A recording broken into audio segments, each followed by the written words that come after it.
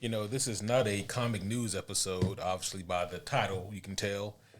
But there's some things that maybe we should talk about that have transpired. Quite a few things. And some of them are pretty near and dear to our subject matter tonight, actually.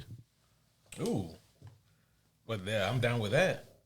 That's right. Yeah, the first thing that came to my mind, and this news dropped a couple of days ago now, and that is about the Punisher being in Spider-Man: Brand New Day. Yes. What's your like initial knee-jerk reaction to hearing that?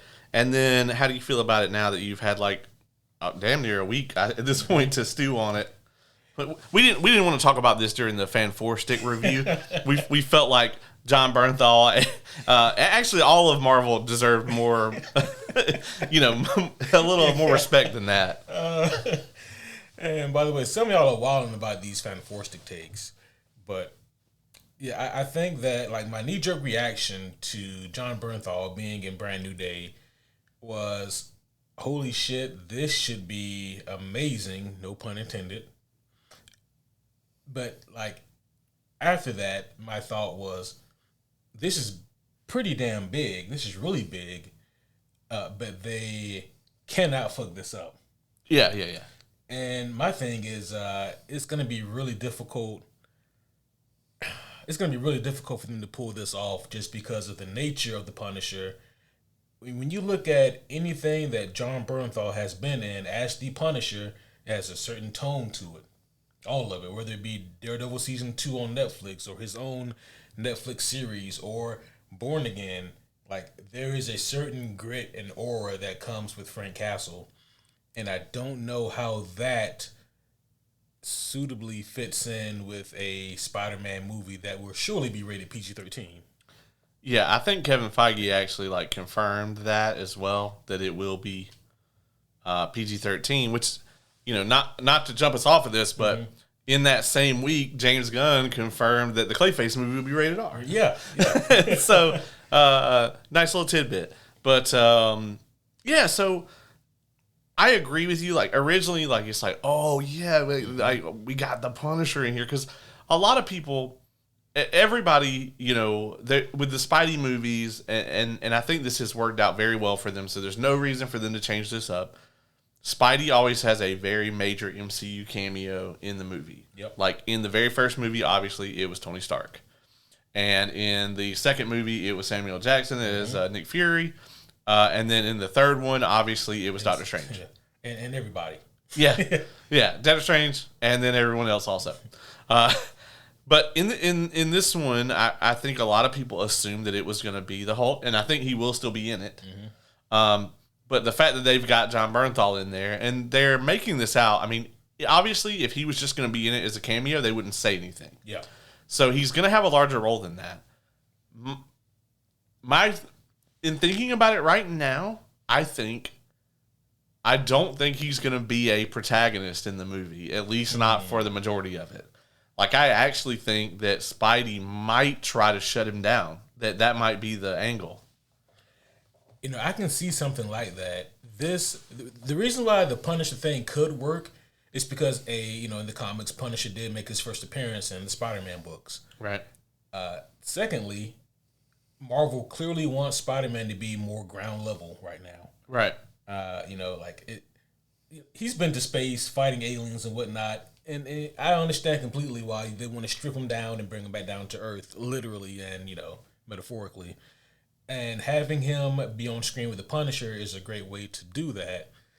And having Punisher be more of an antagonistic force for at least part of the movie is a good idea, but that works if they have like a common goal, but two different ways to get there. Yeah. So case in point, not saying that the Kingpin would be in it, but that would be a great way to get to that point, But let's say that Vincent D'Onofrio was in Brand New Day as Kingpin. And Spider-Man wants to take this guy down. Obviously, Punisher wants to take him down. They have two different ways of going about it. Spider-Man's not going to want Punisher to fucking Swiss cheese Kingpin, And I can see that causing some friction. I think what I would like, but I don't think we're going to get because they would have announced this too. I would really like for Charlie Cox's Daredevil to be in this. I was just thinking like that as well, and then my brain immediately went, it would be even better to bring him down to the ground level would be to have the motherfucker in season 2 of Born Again. Yes.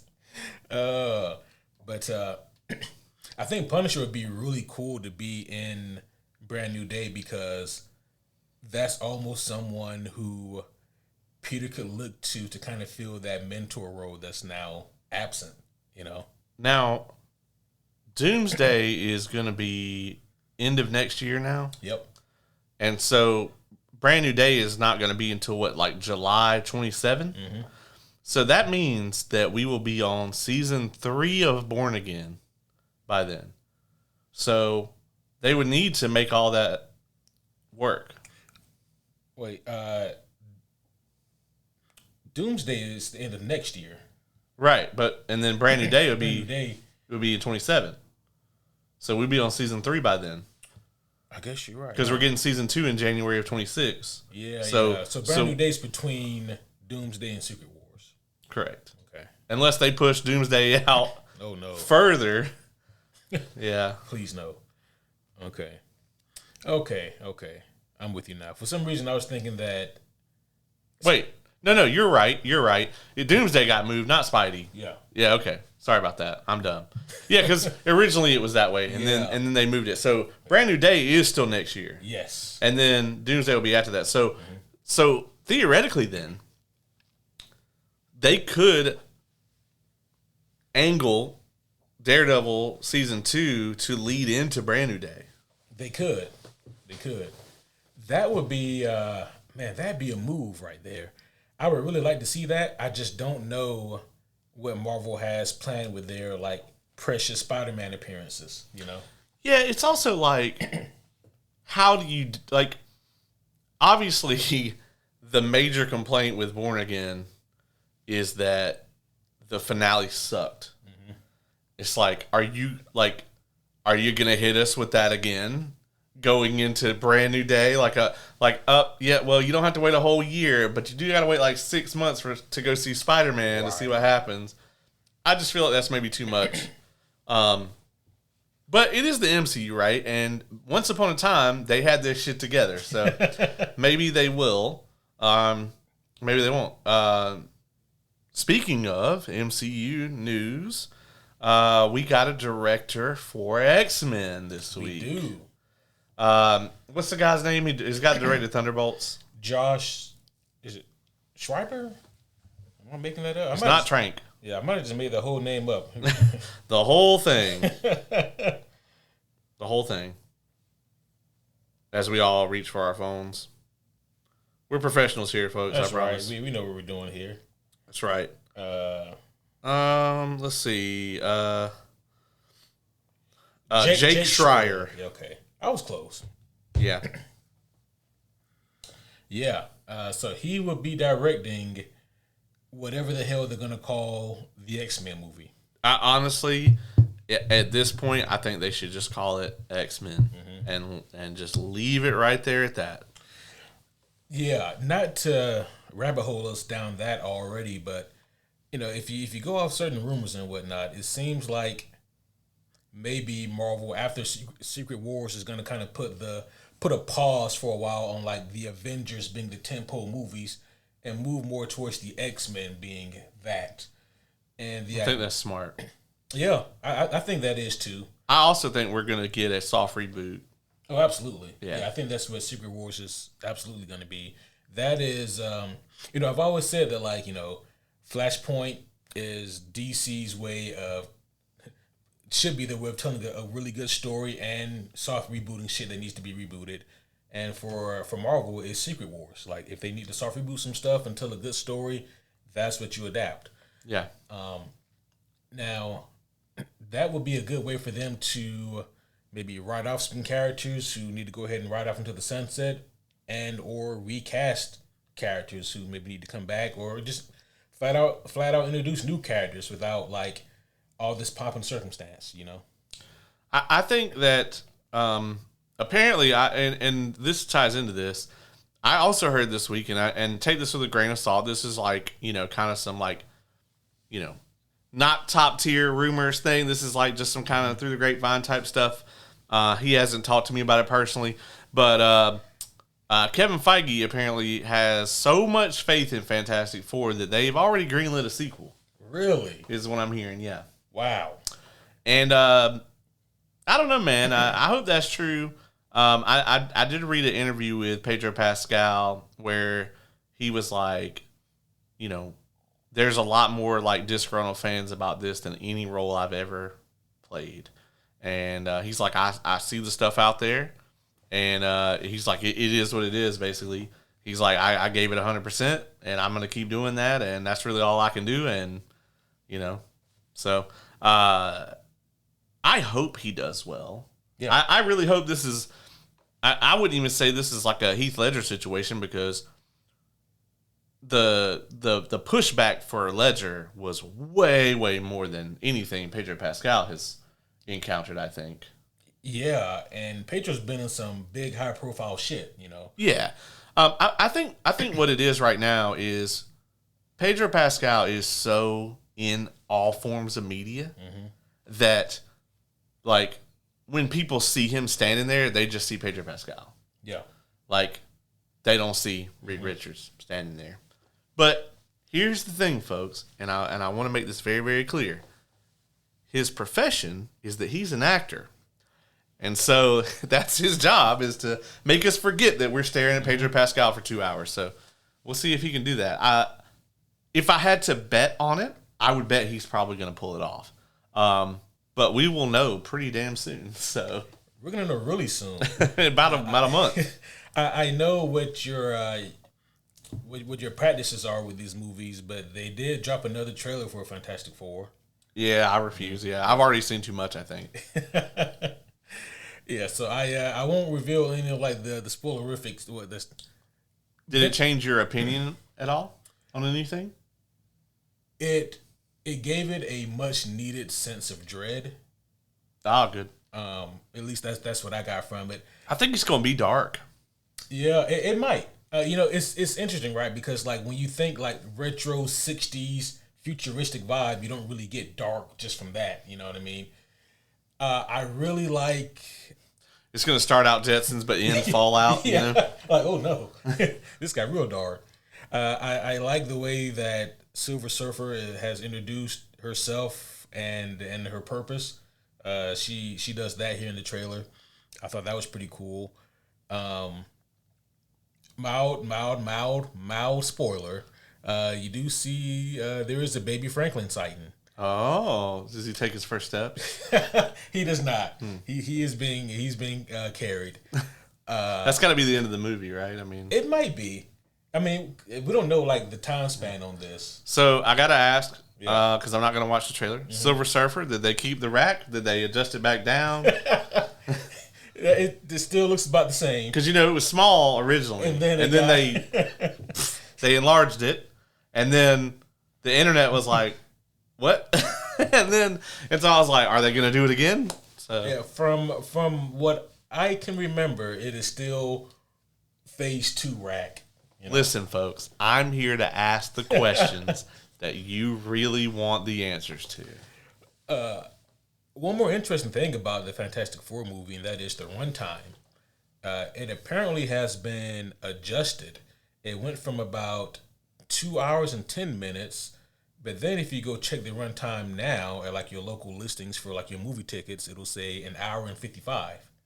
So there's about 15 or so minutes that's missing, and there's also been rumors that John Malkovich's character had been cut out or greatly reduced. So people are wondering if it's just that or if it's some other parts, but I don't know. It's interesting. Maybe they cut Seth Rollins from yet another movie. Oh my gosh. What you gonna do about Galactus now? We'll put you in this one for real, Seth. All right.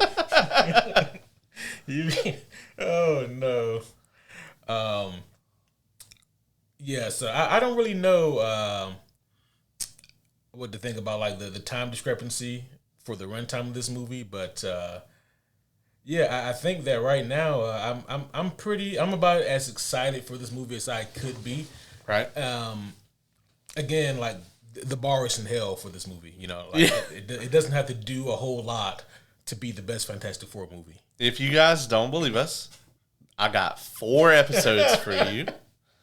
We have reviewed the 1990s Fantastic Four. We have reviewed the 2005. We have reviewed Rise of the Silver Surfer.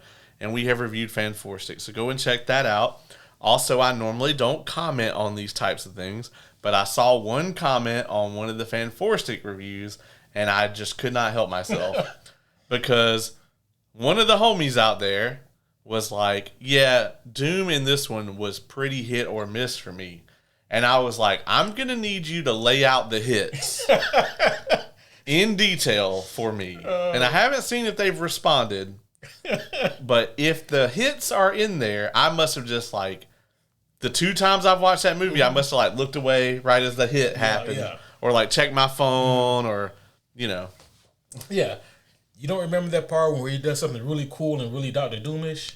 Yeah, there must have been this like moment where he like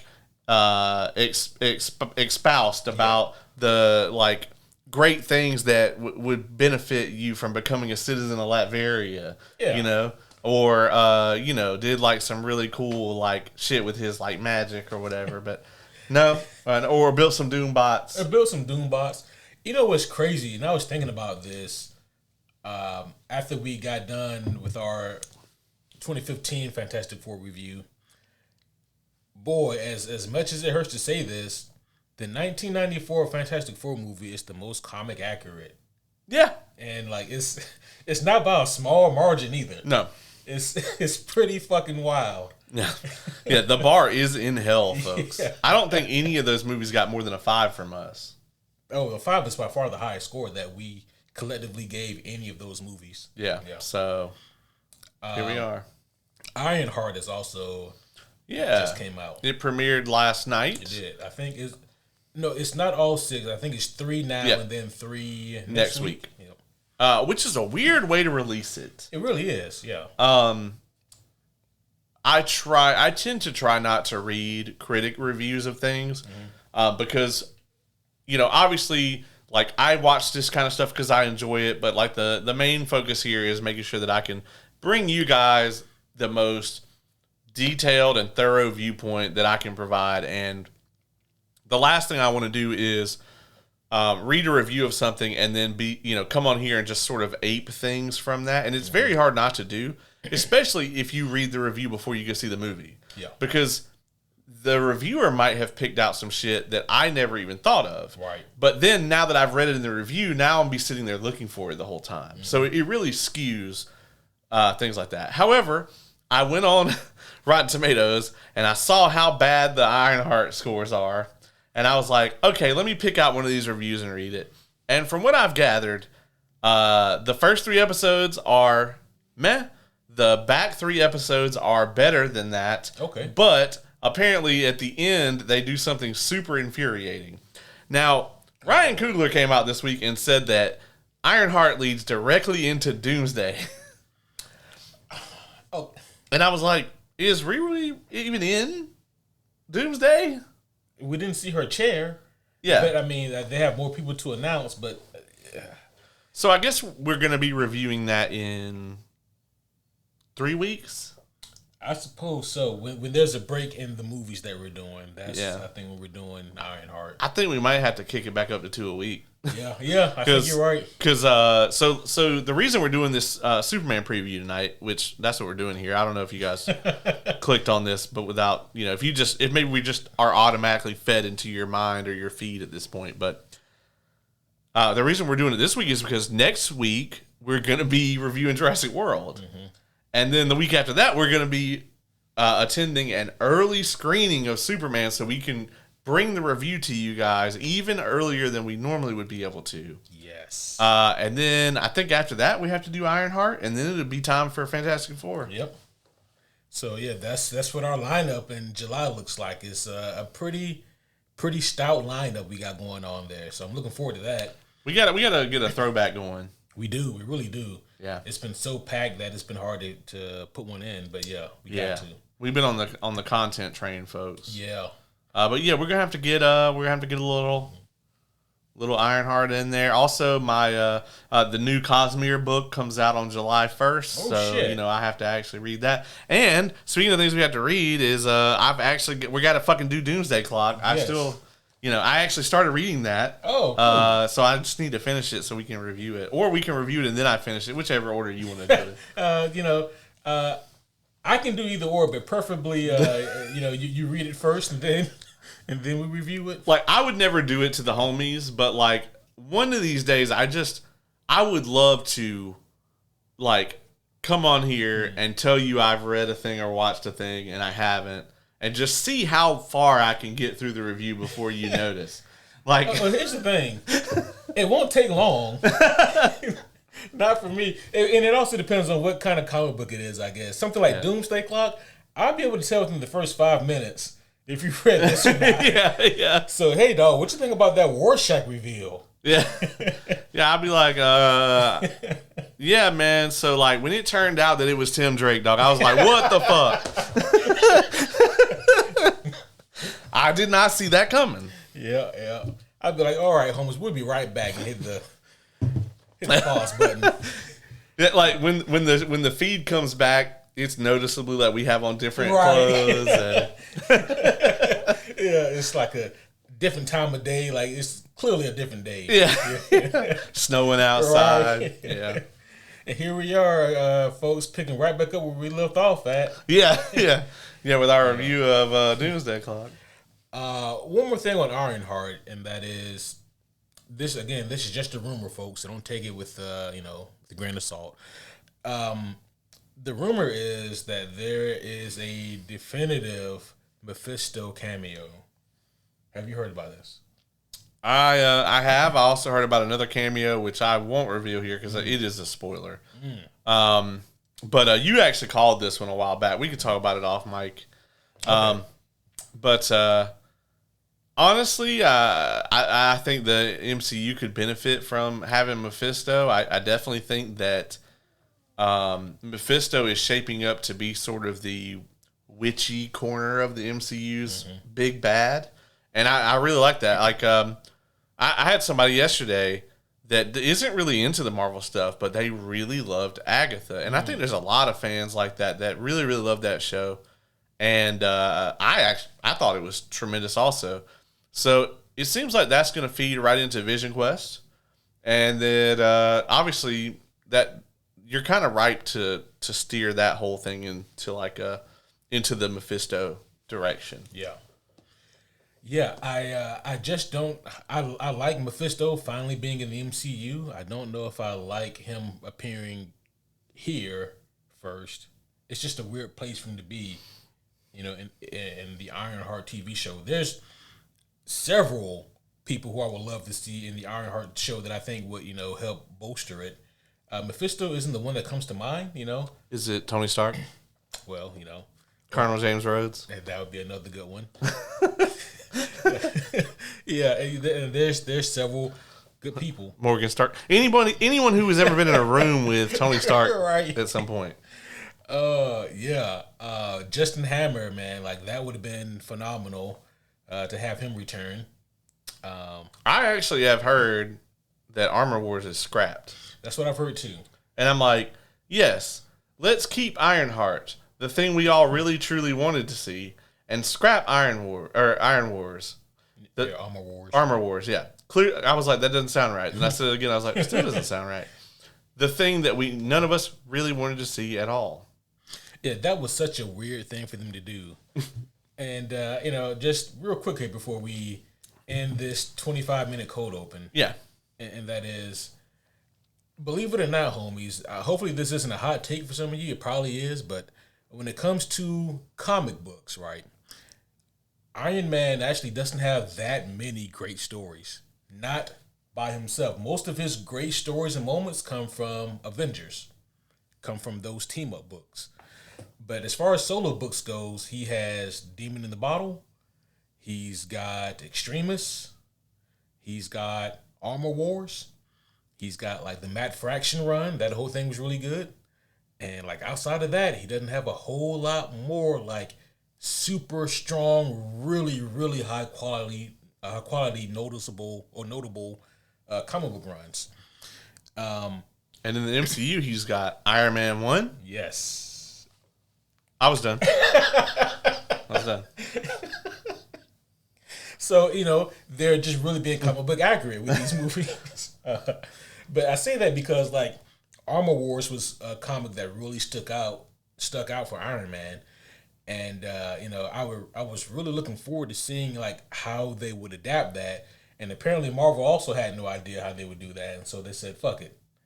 And I get it, like, maybe the purists out there wanted to see Tony Stark in Armor Wars. But I think that having it be like a James Rhodes led thing would have been really cool as well, and that would have been a great way to help bolster Riri, But what do I know? I'm just a guy with a microphone. Yeah, I really don't know what they're doing here. They had this whole thing that they put out on social media where it was like Robert Downey Jr. calling Dominique Thorne? Yep.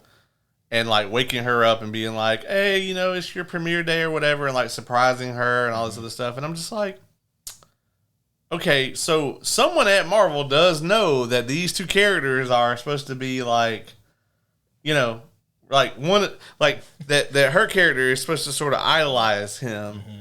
So maybe she should mention him at least once. At least once, yeah. Something. And it's kind of hard to pass the torch when there is no torch to pass and no one to get it from. Yeah. So, anyway. We'll let you guys know what we think of the Ironheart show in just a couple weeks here. Let us watch it and digest it, and we will give it our fair, fully unbiased opinion. But as of now, homies one and all, allow us to welcome you back to another very special episode of the Superhero Homies podcast. My name is Quentin, and as always, I am here with the world's coolest co-host. I'm talking about the homie Caleb. I have to move to a different part of the country to be the world's coolest co-host because the heat index here today is 107, folks. So I hated everything about going outside today. Yeah, and it's supposed to be that way for a couple days now, I think. So, yeah, exactly. Yeah, it is not awesome.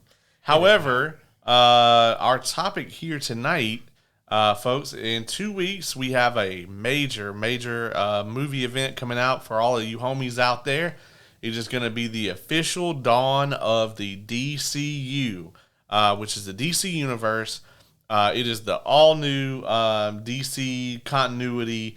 Technically, Creature Commandos was the first entry in this, but this is going to be the first live-action entry into this. And so tonight, we thought we would kind of give you guys a bit of a brief rundown of like Superman's history in media, especially in a live action, and kind of like what's worked, what hasn't, how it's been received, and then talk about some things that we are excited for or expecting out of the Superman movie when we were able to see it like 10 days from now. Yeah, it's hard to believe that Superman is basically here at this point. Yeah. Dog, I remember like a year and a half ago, 2 years ago, talking about this movie. I remember the day that DC just kind of busted out with the whole, hey, we hired James Gunn and Peter Safran to be in charge of the new DC universe. And then you were thinking, okay, well, that's all we're going to hear. And then we're not going to hear anything for a while. And they were like, and here they are to tell you about it. Yeah. And then they just like went in. And I remember calling you and being like, we need to record today. And you were like, yes. Absolutely. And I like ran over here. And we recorded an episode right then about everything that they talked about. And it is crazy, man, that we're basically here. Yeah. I'm really looking forward to this movie. And in preparation, I did something actually that I haven't done in decades, like plural. I actually went back and I watched the original 1978 Superman movie and the sequel, Superman 2, came out in 1980. Now, which of those are you? Are you a Superman 2 guy? I am. I like I prefer the Donner cut. I couldn't find it as readily available because I think the version that's on Max is the Richard Lester cut, the original cut. I'll have to fix that for you. Absolutely. I also prefer the Donner cut. When was the last time you saw these movies? Because it's been a long time for me. It's been a while for me. I can't imagine that they aged well. It's like you don't expect them to, but at the same time, I have to put myself in the mind frame of these movies came out 10 years before I was born. What they did was pretty fucking cool for the time. Yeah. I mean, it's like kind of like it's been a while since I watched these, and I probably will watch them before the movie comes out. But like, if you think about '89 Batman, yeah, I mean that movie is what 40. No, it came out. It's 36 years old. Yeah, 36. I was fucking 2 years old when that movie came out, and if you go and watch that movie, now obviously you can tell it wasn't made now. Yeah, but it's not like showing its age terribly. You know, it's kind of like watching like Star Wars. You know what I mean? It's like if you watch the Blu-ray cuts of those, you wouldn't think they were made in the 70s. Yeah, you know, it's like there's certain movies that you watch where you recognize that they have age on them, but you also recognize that these movies help move cinema forward. You know, yeah, it's like you watched Terminator 2 and it's like, yeah, I can tell this was probably made in the 90s, but I can also tell this was big for cinema. Right. Yeah. And rewatching Superman, like that's kind of the notion that I got from it. There are a few things I wanted to say about these movies before we move on that I thought was pretty interesting for me. One is as soon as you press play on 78 Superman, they hit you with that score, that iconic score. And it does what it needs to do. It gets you hype. And I'm like, yeah, all right, let's do this. Sitting on my couch. And then, after a while, I pull out my phone and, I'm glancing up and down. And then after a while, I'm like, okay, I really like this score, but what the fuck is happening right now?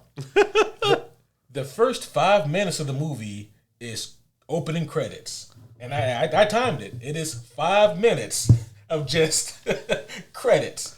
So I had to go look it up, but I was pretty sure John Williams did those. Yeah. And that was actually really popular with movies that he did the music for. Is John Williams is so good at what he fucking does. Yeah.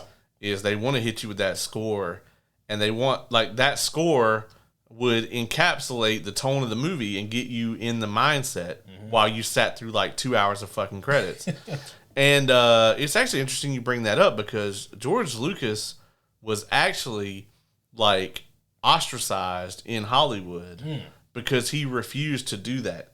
Yeah, really. If you go and look for like movies of that era, it was actually like a very accepted thing. Is like the mindset in Hollywood was like, as soon as the movie was over, people are out. It's not like today where people are like Googling, is there an after credit scene? If there is, they stay. You know, they were like, oh no, like I don't want my name at the end. Nobody's gonna see it. Yeah. And so they mandated like when they started a project, it was like, you negotiated then if you were going to be in the opening credits. Yeah. And it was usually the director, usually like the executive producers, composers sometimes, and then like a couple of your lead stars.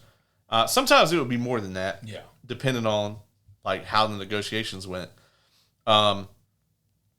Indiana Jones and Last Crusade, actually all three of the Indiana Jones movies, but that one in particular, are super bad about it. It's like they go for so long, you know. But obviously the Star Wars movies refused to do that, and George Lucas got in hot water with a lot of like the big Hollywood folks, which is actually why he had to produce he had to pay for the prequels himself. Oh, because obviously anybody, if you took that to 20th Century Fox, you would think in a heartbeat they'd be like, yeah, whatever, $10 billion, here you go, make it, you know. But no, that's why he had to finance them himself. It's like none of the major Hollywood people would touch them because of that. They were still salty about that shit. Wow, that's petty as fuck. That's so petty. Like, how much money did they pass on to be petty as fuck about that? Yeah, that's next level of petty right there. Yeah. Like, I'm gonna tell you right now, like, there's a lot of people that I know that I don't like, don't want to be in a room with them. But if they were like, I pay you like $100 to have lunch with me. I'd be like, what time? Yeah, what time? Yeah. What you want to eat? Yeah. My petty don't extend into like my wallet. Exactly. The other thing I noticed right off the bat was Marlon Brando got top billing. Yeah. And I get it. You know, Marlon Brando, Apocalypse Now, which I think Apocalypse Now had come out by that point, and obviously Godfather, you know. Like, he was the big star in this movie, you know. But still, he's got, like, the first 5 minutes of actual movie time, you know. Yeah. And after that, you know, he's got, like, you know, kind of glorified cameos later on. But, yeah, Marlon Brando had top billing. Above Christopher Reeve or Gene Hackman. Yes, which is wild. So the 78 Superman is, I think, really iconic in the same way that 89 Batman is, where it's like, this is the thing that introduced modern audiences. And with this one, it's hard to say modern audiences because most of the people who are watching this on opening night are, you know, not like in the 18 to 49 demo anymore. But you know, a lot of like, this is the thing that like set the idea in people's minds for what Superman is. And that has carried over to today. I mean, obviously, like, Man of Steel is the biggest exception. Yeah. And, you know, like, when it comes to Superman, right, like, because this movie is before our time, obviously, like, we were still able to watch it. It's not like we don't watch movies that are older than us. Right. But we weren't there for the craze of it. Right. You know? And so it's, I mean, same thing with Star Wars. Like, we weren't there for the craze of it, like, when it first popped off. But, you know, that doesn't mean we can't appreciate it. But it's interesting going back and watching Superman now, you know, as an adult who, you know, has a lot more exposure to Superman than I did, you know, all those years ago. And for me, like, I didn't really start digging the movie. I didn't really start liking the movie until Christopher Reeve shows up. And then, like, as soon as he's on screen, I'm like, okay, I get it now. Yeah. Yeah, like, this guy's really fucking good. Like, they really got the right person for this role here. What did you think about Gene Hackman as Lex? Gene Hackman's Lex, here's the thing about his Lex Luthor. It is actually really good to me. However, there's a caveat there. This is based on like the original Lex Luthor and not the more modernized version that we're all familiar with now, you know. The one that is more charismatic and nuanced, the one that has, you know, this narcissistic viewpoint on Superman and on the world as a whole. This is like just the mustache twirling, I'm doing evil shit because type of Lex Luthor. And I'll be honest, Lex Luthor and his cronies, they are the comic relief in this movie. And that kind of threw me off. Yeah. But they are like, they are straight up the comic relief here. Well, and back then, you know, villains in movies were never complex. Yeah. As a matter of fact, I mean, you go look at it, like, Jack Nicholson's Joker was looked at the same way that like Heath Ledger's Joker was looked at in 2008 back then, because even though, you know, he does drop some one-liners and stuff in that movie and he does have some funny moments, he was played very much like that was considered to be a dark and like deep, rich villain for that time frame, because it was not a thing, right? Like that just isn't a thing that cinema was able to or that audiences wanted back then. You know, that just wasn't a thing. Same reason that like Darth Vader was such a big deal. Yeah. He's not out here fucking cracking jokes and shit, you know. Right. He was serious. They were like, "Oh man, this guy looks kind of crazy, weird in his little suit with all the little buttons on it." And then he like choked a motherfucker to death. And then everybody was like, oh. Okay. All right, well, we won't mess with him. That guy's going to get up in a minute. Yeah. We should probably leave him alone. You know, something else that stuck out to me that I did not know or remember was in the first 5 minutes of the actual footage of the movie, obviously you have Marlon Brando as Jor-El, and he's literally holding court. And we see Zod and his cronies being sent to the Phantom Zone. Yeah. I did not remember that. In my memory, they were only in Superman 2. I forgot completely that, no, for about a minute, they are in Superman 1. And clearly they had an idea of what to do with them, you know. But bold of them to assume that a superhero movie in 1978 would get a sequel.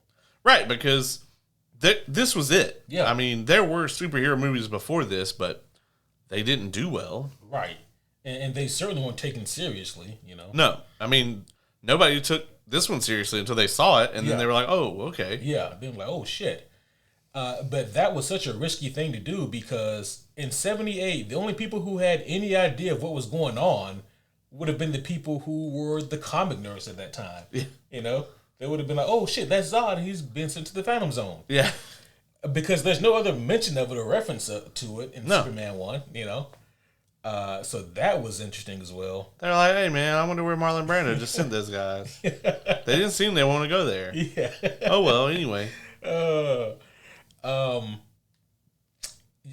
child nudity. I forgot about that too. Oh, yep. That's And here's the crazy part about the child nudity. In Superman 2, and for the first 6 minutes of that movie, when they're doing the opening credits, they're giving you a recap of Superman 1 like no one fucking watched Superman 78. Right. And during the recap, they go back to the child penis. This is so fucking unnecessary. Well, I will say that in that era, though, it seems like there was a little bit less of people freaking the fuck out over anything, you know, that seemed to be like a little bit less censorship back then. I feel like it was in the years after that, you know, it became much more okay to show violence and way less okay to show sex. Yeah. And things. If you look at the history of media, those two things for some reason tend to teeter back and forth. Yeah. You know? But I mean, it's that kid had to be 3 or 4, because by the way, guys, Clark Kent was not a fucking baby in this movie when he lands on Earth. He's a full-grown toddler. Yeah. And I'm like, that is not an infant. Yeah. That is a 4-year-old kid. Also, you guys didn't need to do this. Yeah. Because I think there's a naked. They also do this in the Moses movie that was really big around this time. Yeah. The one that's got 47 VHS tapes or whatever. You know what I'm talking about? Yeah. I forgot the guy's fucking name who was in it, but yeah. I know what you're talking about. Yeah, they did the same thing in that shit. Yeah. And I'm like, just wrap him up. Just wrap him up, yeah. Wasn't he wrapped up in something? Yeah. Why? This is so unnecessary. You don't see that shit at the supermarket where somebody's just got a fucking naked ass baby. If you did, you would call the police. Exactly. Just a few more things, and then we move on from Superman 78, and that is, I said that for me, the movie really didn't start to get interesting to me until Christopher Reeve shows up, and by and large, he is the star of the movie, obviously, but he feels like he's got the presence, he's got the pizzazz, and I didn't think that any of the casting was bad at all. I actually thought most of the casting was pretty damn good, but his was exceptional. However, the problem is, and I timed it, Christopher Reeves does not appear in the movie until the 49-minute mark. And this movie is billed as being 2 hours and 25 minutes. It's by far the longest of his Superman quadrilogy. But yeah, I thought it was really interesting that, we go damn near 50 minutes before we see Christopher Reeve show up here. So, do you think it was... Because Donner only did the first 2, right? Yeah, 1.5 you want to be technical. Yeah, because he left her in the middle of the second one. Kicked out, yeah. Yeah, which was dumb, but... Was. History repeated itself. Ain't that crazy? Right? Yeah. Yeah.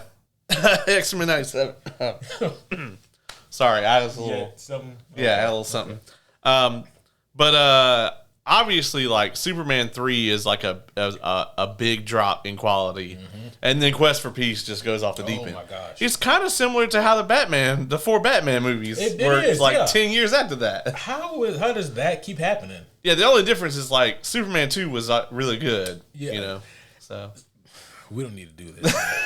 We do not need to do this. Listen, we're not going to dwell on this, but I think Returns is a fucking terrible film, and I encourage you that if you disagree with me, you should go watch it and tell me if you still think that it's like great cinema.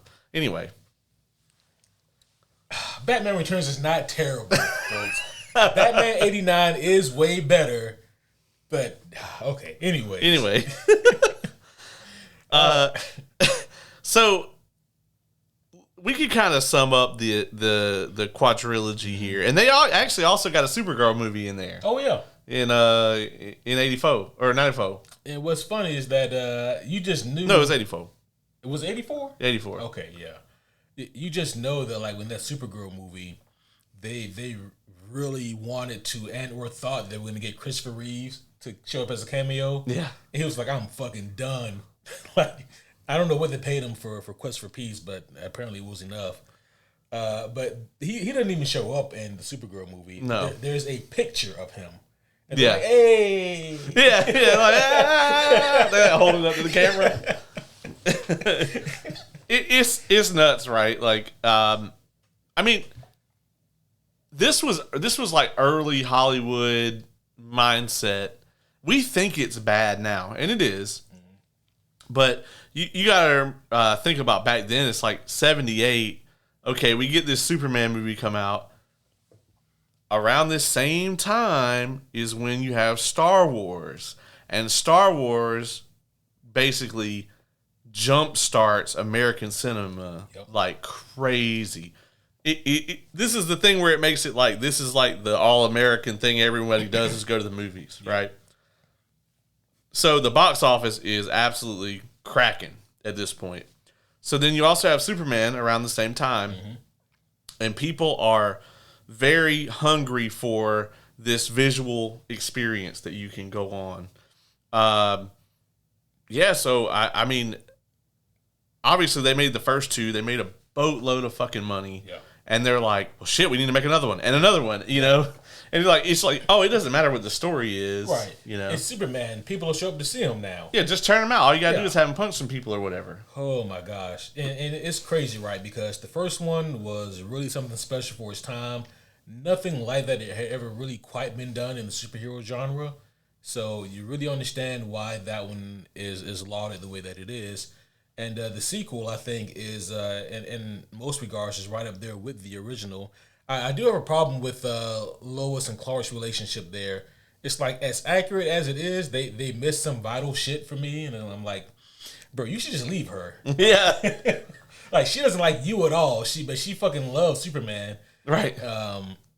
Anyways, the interesting thing about, like, Superman 2 is that, one, that turnaround time was super fucking quick. So, you know, you had the first one that came out in 78. Second one came out in 80. And that's pretty fucking quick. So, I don't know if they had any break in between when the first one came out and when the second one did. Especially back then, like, how long it would take to put a movie out with, like, the effects and all that. Yeah. And the first movie had I think it was 19 months was the production time on that. So, like, the first took a long fucking time to come out. Yeah. You know? So obviously, like, you know, we get Zod and his crew. What's interesting is that, like, Zod, he was already a thing in the comic books before these movies came out. Right. His cronies, however, they were made for the movie, and I know at least Ursa, like the woman in the group, she later on was adapted into the comic books. I'm not sure about Non, and that's the big dumb one in the 80 movie. But, like, Zod already had, like, goons from the comics that they could have used. As a matter of fact, in Man of Steel, we see Feora. Yeah. And she was already in the comic books from back in the day. But for whatever reason, they just decided to make their own people. We'll just come up with our own. Yeah. And then later we got Nuclear Man. And, oh, my gosh. But, so let me ask you, what is the thing that you think that they didn't get about, like Hollywood didn't get about Superman back then, that you think they still don't get now?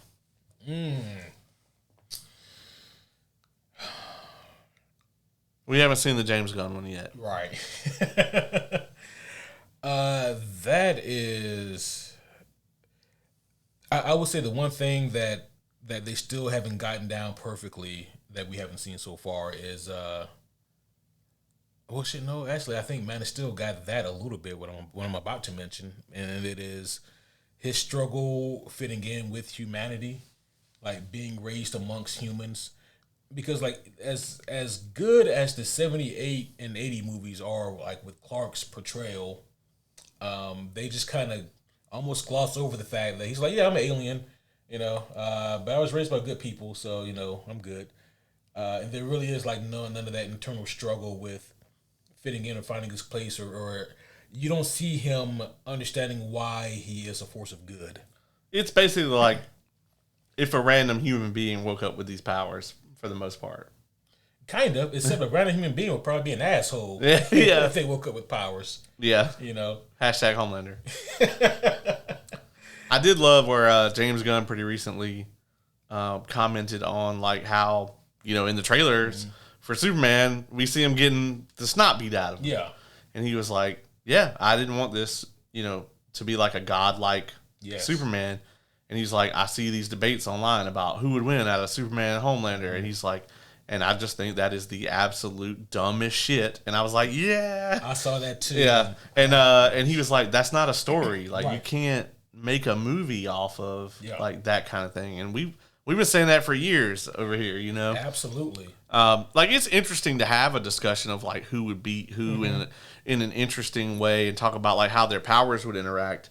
But when it comes to like the actual storytelling, it's got no bearing on it. Yeah, no, you can make that an aspect of your action. Sure, I mean, we want you to do that. Yeah. I mean, I would like Justice League is a shit movie, but there's the one scene where they all fight Superman, and it's one of the best things in the whole movie because you actually get to see how like all their different powers and stuff interact with his. Right.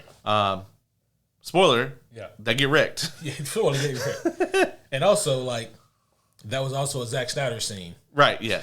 Yeah, exactly. That you can tell by the amount of slow-mo that they used. But for me, I think it is the power scaling. I think that Hollywood about Superman has always thought that the stronger we make him, the more people will like him. And I think that's incredibly flawed. It's actually the more human you make him, I think the more people will like him. Yeah. Yeah, I'm with you on that. And, you do have to appeal to his humanity, but you also have to appeal to the why. Yeah. And if you can't answer that why, then you really don't have that much of a story or character there. I don't say this in defense of these old movies. This is just more of me kind of wondering why they did certain things. Because, like, the shit that he does, that any of the Kryptonians do in those old school Superman movies, like the 78 and the 80 movie, I'm like, where the fuck did this come from? Yeah. The telekinesis, the invisible ray, the fucking, like, all of this, like, fucking rotating the world backwards. Like, where did any of this come from? And I had to think, okay, these movies came out 78 and 1980, referring to the first two Superman movies. Me being the comic book nerd that I am, I had to think about this, and I said, Crisis on Infinite Earths didn't come out until like 85 or 86. And the reason I bring that up is because Crisis on Infinite Earths, everything post-Crisis kind of nerfed Superman and made him more, okay, let's make him more streamlined. Let's make this more, suitable for what we want to do moving forward with this singular universe. Everything pre-Crisis, Superman was basically a goddamn Looney Tunes character. Yeah. In terms of what he could do. And these movies technically came out pre-Crisis, meaning that everything they went off of, Superman, if he sneezed, he could blow away a fucking universe, you know what I mean? Like, he could pull galaxies with a chain, Where'd you get a chain that big? Who knows? It's like that fucking scene on Namek where like Goku reads Krillin's mind. Yeah. He like, where the fuck did that come from? Yeah, he never does that again, and he never does it before then. Right.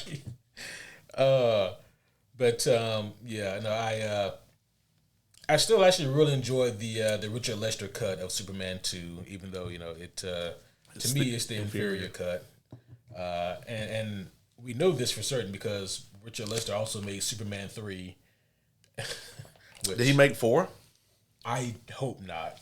I don't know. Because I think 3 is bad, and 4 is just abysmal. Like, the dumbest shit you could possibly imagine. 4 is Christopher Reeve showed up because they gave him a big-ass bag. 4 is directed by Sidney J. Furie, which is a cool-ass name. That is a cool name. Yeah, some pro wrestler needs to take that. That would be awesome. That's a dope-ass name. They were not a good director. Apparently, Gene Hackman was in this. Like, he came back for this? Wow. Yeah. Yeah, Christopher Reeve and Gene Hackman both in this. Wow. Yeah, the budget was $17 million. Oh, wow. And it only made $36 million. Jesus. And that's crazy because I think the first one made, was it $202 million, something like that? Let's see. And first one. And that's in 1978 money? Yeah, the first one had a budget of $55 and made $300. Oh, $300. Okay. Yeah. Which, I mean, back then, that was a ton of money. Yeah. Yeah, the second one had a budget of $54 million and made $216. And then $39 million on the budget, $80 million on the box office for the third one. So you can see they kept cutting the budget, and then the box office kept going down. Right. Yeah, which is pretty insane there. But I couldn't bring myself to watch 3 or Quest for Peace for obvious reasons. Right. I just watched Fantastic, or I'm not subjugating myself to anything like that. We can only take so much suffering at one time. Exactly. But I want to move on to the next era of popular Superman in media, and this is easily Lois and Clark: The New Adventures of Superman, which aired from 93 to 97. This is the Dean Cain and Terry Hatcher. This show to me, regardless of the fact that Dean Cain is a fucking lunatic now, but this show to me was really like. I loved this show as a kid, and I think that it was really crazy that a superhero show was such a like prime time hit. Yeah. Back in this era in the 90s, because it was just so crazy, right? Because like the things that when you think about like popular 90s TV, everybody are automatically going to go Seinfeld, right? Yep. Friends, Family Matters, Bill Cosby Show. Yep. There's a recurring theme here. Yep. Things like that. Full House. I'm sure somebody from that did some fucked up shit too. The cast was so big that just the odds are. Yeah. One of them killed Heath Ledger. There we go. But so. It's just crazy to me that in with all that 90s TV, it's like there was a Superman show on. And this wasn't, tucked on fucking CW or whatever, which we'll go there in a minute. But, this wasn't on Nickelodeon or Sci-Fi or any of this shit. This was like, came on at like 8 p.m. prime time, like TV with all the, it was on the same networks with the sitcoms and laugh tracks and all that shit. And it was popular media. Was Lois and Clark, I don't remember, was that show a 30-minute format or hour-long format? I want to say it was an hour, but that's what I remember, but I could be wrong. They had 88 episodes. The pilot was 93 minutes, so they had an hour and a half. Wow. And then it was 42 to 47 minutes, so that's an hour, So they released 88 hours of Superman, a little more than that actually. Yeah. That's wild. I didn't watch this show that much, but I do remember watching some of it and, thinking that it's not half bad. No, obviously, I think it holds up probably even less than, the movies did. I I mean, what the problem is that like he was the next live action Superman, Right. and that's always going to be a difficult thing to kind of fill those shoes. At least as far as like, the production values and things like that. Yeah. Like TV just wasn't Right. produced like that back then. Prestige TV didn't really become a thing until some years later. Like high budget prestige TV. That is. Yeah. Here's a fun fact for you and the homies. If it wasn't for the Lois and Clark TV show, we would have never got the Death of Superman comic book, which is one of the highest selling comic books of all time. Yeah. Yeah. The people who made that show, like, they got to the point where they were going to do like a wedding angle when Lois and Clark finally get married. Well, at the same time, in the comic books, the people were in like the bullpen equivalent of DC. They were thinking about what to do with Superman, and they said, well, we have this idea of him getting married. And they said, well, we can't do that because they're going to do that in the TV show. And, the DC comic writers, they were kind of pissed because they'd been planning this for a while now. Yeah. And somebody, I forget who it was, someone said, well, why don't we just fucking kill him? But they said it as a joke. And then they were like, go on. Yeah. And so that spun out into the Death of Superman. I remember that wedding episode, too. It was like a huge deal. Yeah. Like, they built up to it for forever. Interesting note. So the executive producer on Adventures of Lois and Clark, or Lois and Clark: New Adventures of Superman, his name is Robert Singer. He actually went on to produce Supernatural, and the character Bobby Singer in Supernatural is named after him. Oh shit! Yeah. Huh. So the more you know. The more you know. So yeah, this was like a huge TV thing. I will say, I think the last season is like not great, and probably none of it's great now. But what they were able to do, like with the constraints of TV at the time, I thought it was like really cool. And obviously, they can't go super heavy on the effects. Yeah. So what they did go super heavy on was the characters. Yeah. And I really liked Dean Cain as Superman. He was like my Superman when I was a kid. Yeah. Yeah, I didn't watch enough of it for me to really have any kind of affect towards him. But yeah, I thought he looked pretty decent in the suit. Yeah. Nothing else. Well, we can move right along to like the next major iteration of Superman, which would be Smallville. Yes. And this ran from 2001 to 2011. It's a long ass time. Yeah, 10 seasons. On CW, 10 seasons, and this is like when a season of television was like 21 to 23 episodes, sometimes 24, 25. I will say, I think season 2 or 3 of this got truncated from the writer's strike. Oh, okay. What's crazy is like Supernatural actually was long enough, but Smallville was almost long enough to be affected by 2 writer strikes that were like 10 years apart. Supernatural actually was hit by both writer strikes. Both of them? Because they went like 14 seasons or something. Oh, wow. But so they got hit by the one in, what was it, 06? No, 08?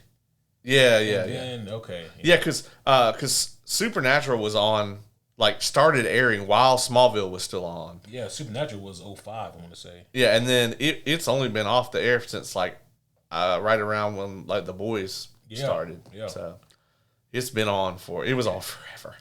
But yeah, man, Smallville for me, though, I didn't get introduced to it until I think probably like a 07, 08. Mm-hmm.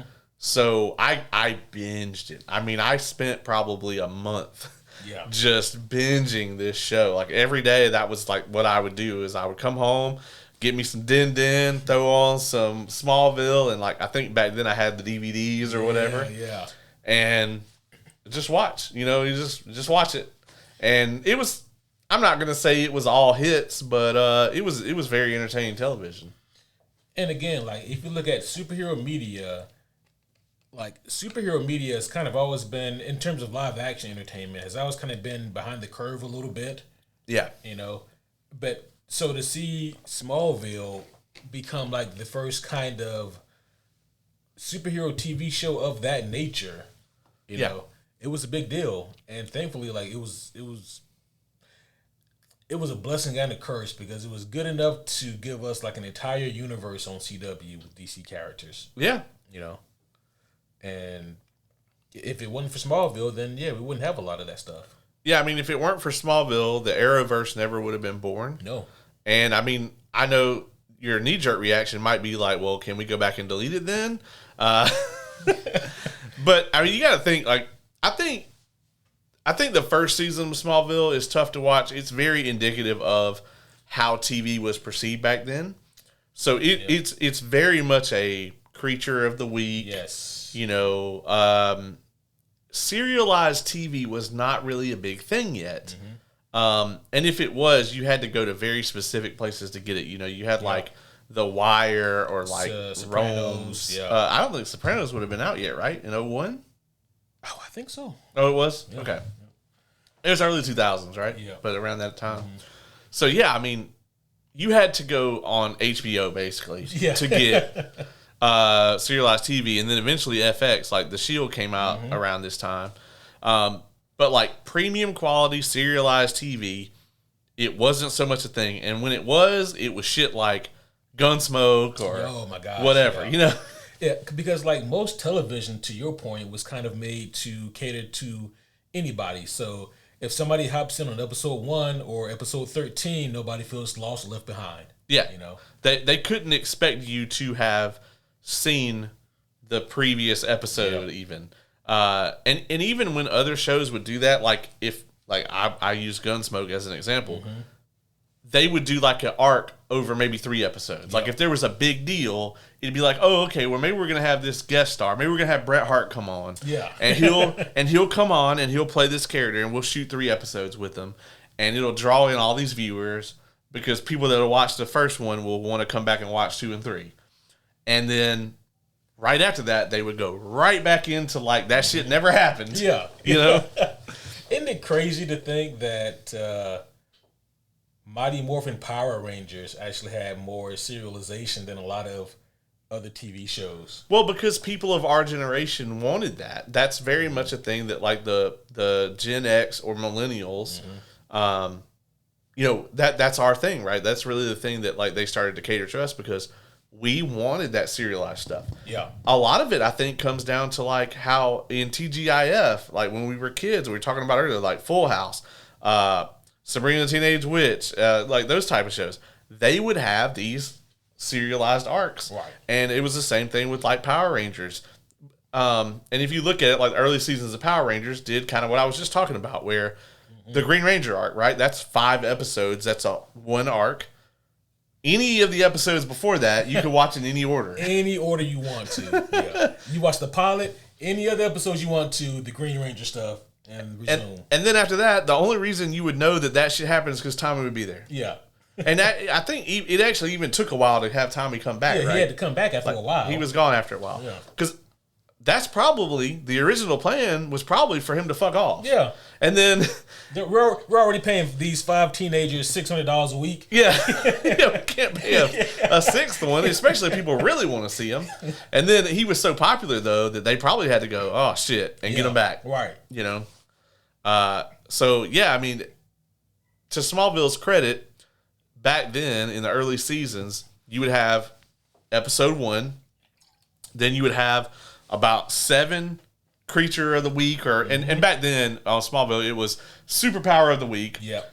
There should not be kryptonite anywhere, but every motherfucker in Smallville has some. And it'd be all different flavors of kryptonite. Yeah, and a motherfucker would be like, oh yeah, there was some kryptonite in my locker and now I like turn into a bee or whatever, you know? and that's just kind of how the episodes went. And then there'd be the mid-season finale, and some shit would happen, and then you would come. They would end you on a cliffhanger in the fall, so that in the spring, when you came back for the second half of the season, you were like had to come back, and then that would turn out to be nothing, and then they would string you along for another like 15 episodes, and then the finale would be something, and that's how the first couple seasons really go. Until later on, they were like, okay, people really like the continuity, and so they started bringing in more things. They brought Aquaman into the show. They brought Flash into the show. Cyborg. Hawkman and Hawkgirl. Yep. That they actually were in it early. They actually did an arc with them. Yeah, I think I remember those. Before all that, yeah. Yep. They came back a few times. Yeah, it's crazy, right? Because of how much they were able to do with that show and like within that show's own little micro universe. I will say this, like Smallville, or let me rephrase that. The show Gotham is a worse version of Smallville. Right. In a lot of regards. Smallville is definitely the better show. It's not even close, right? But to me, they both suffer from the same problems, which is like I'm getting all your greatest hits already, and you haven't even put on any tights yet. Yeah. And how long can we go on? How long are you going to be a goddamn teenager, and we're going to go on without you being who you should be at some point? Approximately 240 or so episodes. And then we will show him in the suit for about 11 seconds. Yeah, and I'm like, and I think that's one of the reasons why I build on the show kind of, not early. I think I stuck around for maybe, 7 seasons, 7 or 8 seasons. Well, 7 seasons also is when Lex left. Oh, yeah, I think I left at the same time. Yeah, a lot of people did. The viewership, so the viewership actually fell off a cliff right after that. And a lot of that had to do with Michael Rosenbaum leaving, because he really was I don't want to say he was the star of the show, because I think Tom Welling did an amazing job as Clark. But the two of them together, their charisma, their relationship, and like the way that like Lex was on the show, it was stellar. I mean, it was like, The Rock and Stone Cold being in WWE at the same time. They just had lightning in a bottle for that amount for that amount of time. And the other thing too is like, obviously in the first couple of seasons, it's very much Clark and Lex, but they knew when to have Lex take a back seat for a little while and then let some other main villains come in, and he would always be there kind of in the background, and then he would come back into the foreground, and so like he never overstayed his welcome, and then he left, and they were like, oh no. Yeah. But no, I think that Smallville really kind of reinvigorated a lot of people's energy in Superman.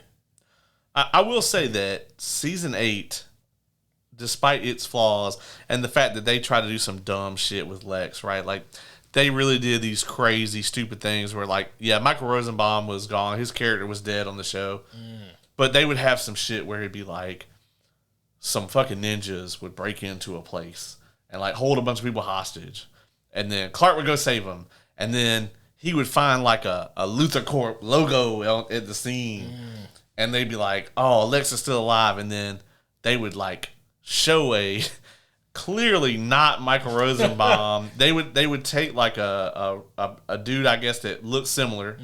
They put like a bald cap on him, or get an actual bald guy, and he would have like a mask that would be up to here, and they would show him in this like truck giving commands on the computer or whatever. And they just tried to make it out like Lex had clones that he had created and all this shit, like to try to like keep Lex in the show, even though they didn't have Michael Rosenbaum. And it's like, no one gives a fuck if it's not him. Yeah. Especially in the context of this show.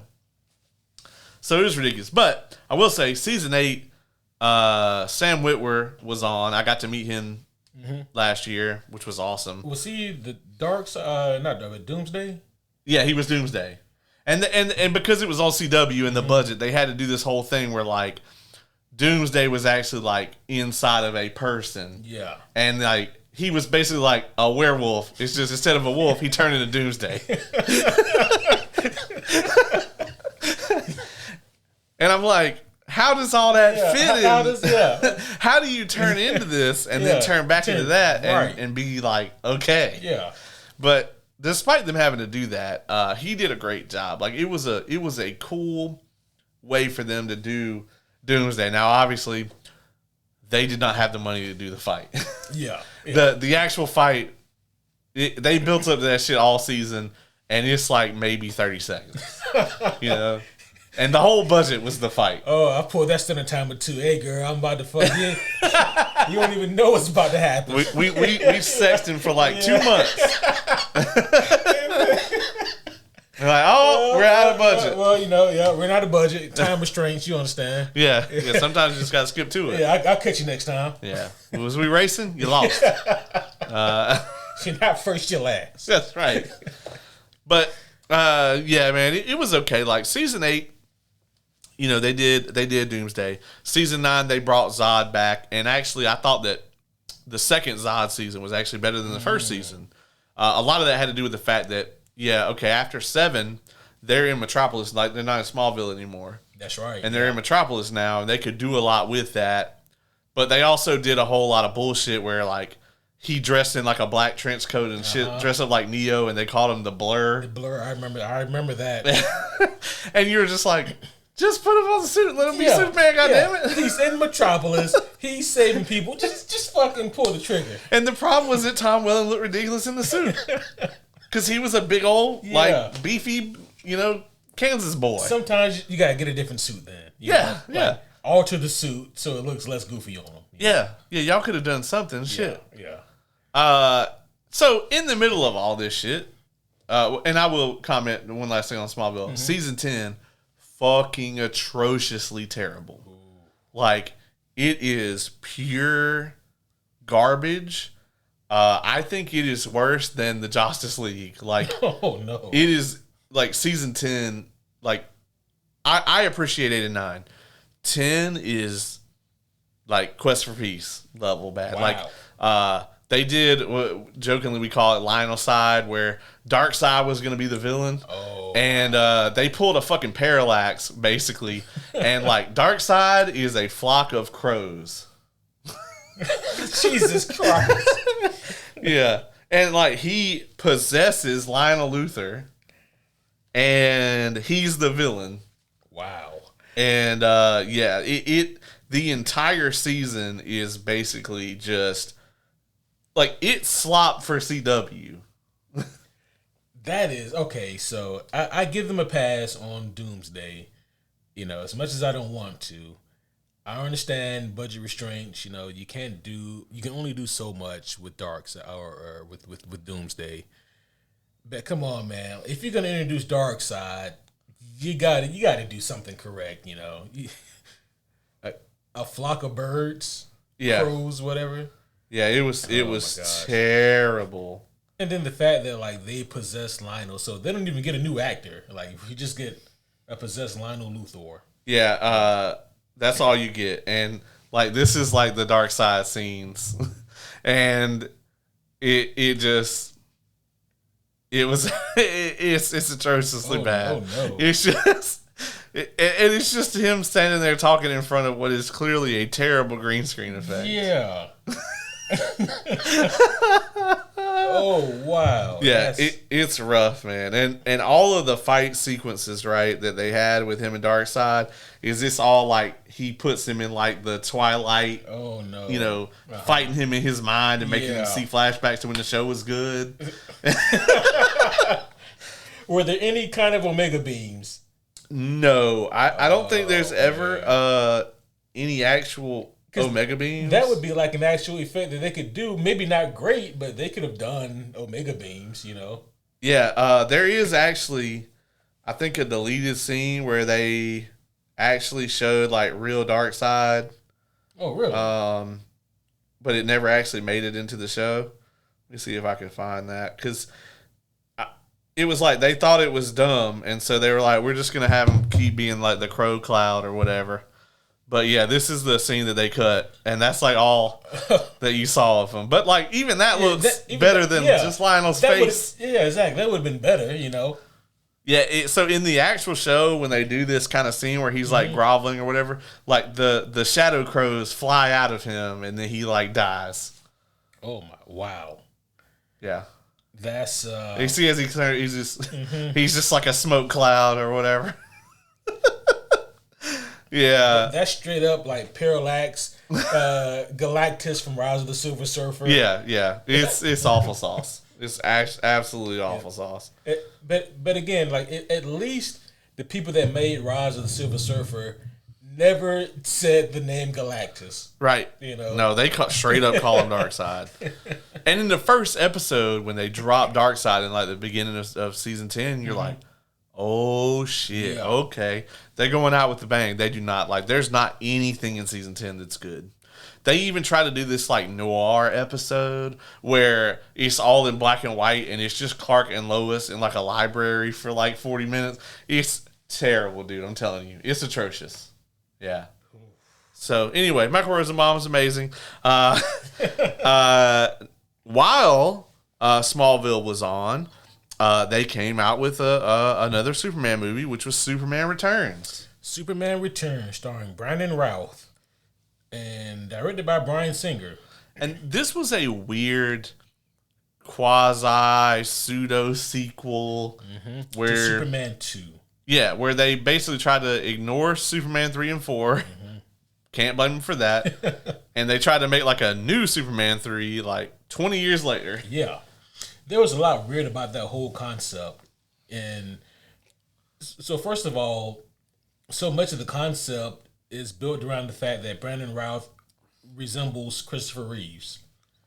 And he does. Yeah, he does. Now, the other thing that they have to bank on is that, because this movie came out in 2006, if I remember correctly. It did. So, by that point, like, if you had seen the first two actual Superman movies, like, it had been a while. There's a large fucking gap. Yeah. And it's just hard to believe that those two movies exist in the same world, that those three movies exist in the same world. They didn't do a good job with it. No. The plot is crazy. It's not good, man. The trailers for this movie are awful to the point where what was it, superhero movie or whatever, like parodied it. The shit with the bullet hitting him in the eye is like one of the most moronic fucking things. But it goes right back to what I was saying earlier. It's like Hollywood has always had this fascination with Superman, where it's like the stronger we make him, the more people like him. So in the trailer, we're gonna show somebody shoots him with a machine gun in the eye, and he doesn't even blink. I didn't even have a problem with that. It's the fact that that's kind of the money shot of the movie. Yeah.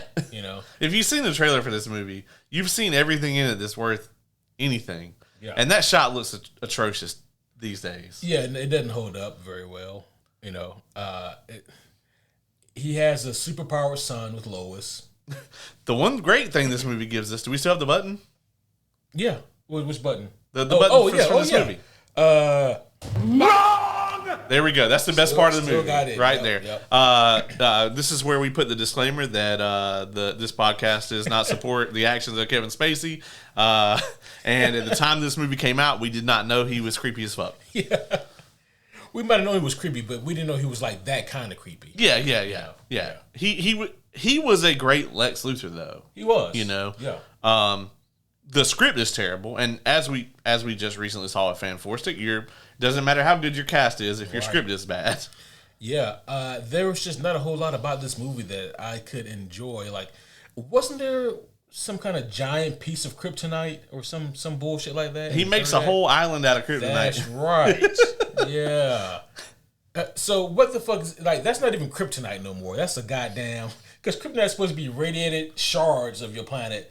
That's a whole goddamn island. Yeah, he basically brought like a chunk of Krypton there. And it was some bullshit. It was basically the Lizard Man plot from Amazing Spider-Man, but just with kryptonite. Oh, well, if you can't be here without the kryptonite, then I'm going to turn everything into kryptonite. It was pretty fucking moronic. Yeah, man, like...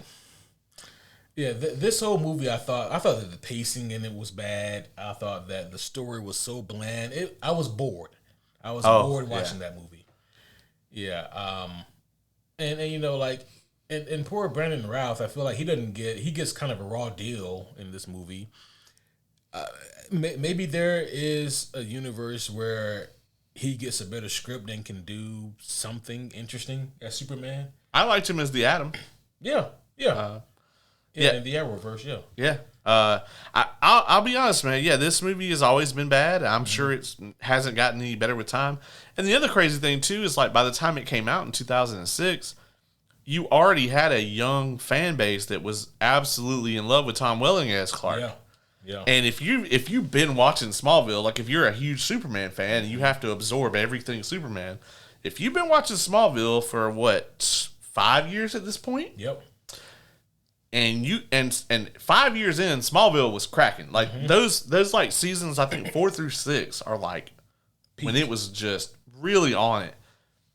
And you go see this, you're not getting any of the things that you love out of this. Yeah. You know, you're not getting the connections between the characters. You're not getting that charismatic cast that you love. You're not getting a good Clark Kent. Like, you're just not getting any of this stuff. Yeah. And I don't even remember who played Lois Lane in this. Me either. But obviously, like, I really enjoyed the Lois in Smallville, and I really enjoyed Terry Hatcher's version. Because the other thing too is, in the Terry Hatcher version in New Adventures of Lois and Clark or whatever, they never treated her like a bimbo or a fuck puppet or any of that stuff that like female roles were very typically cast as back then. Right.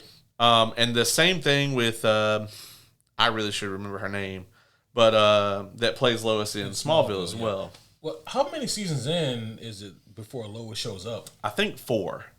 Yeah. Lana is very much the focus for a lot of it. Yeah. And then they actually did something really smart. Like, they have Lois show up, and then she's not his love interest for a while.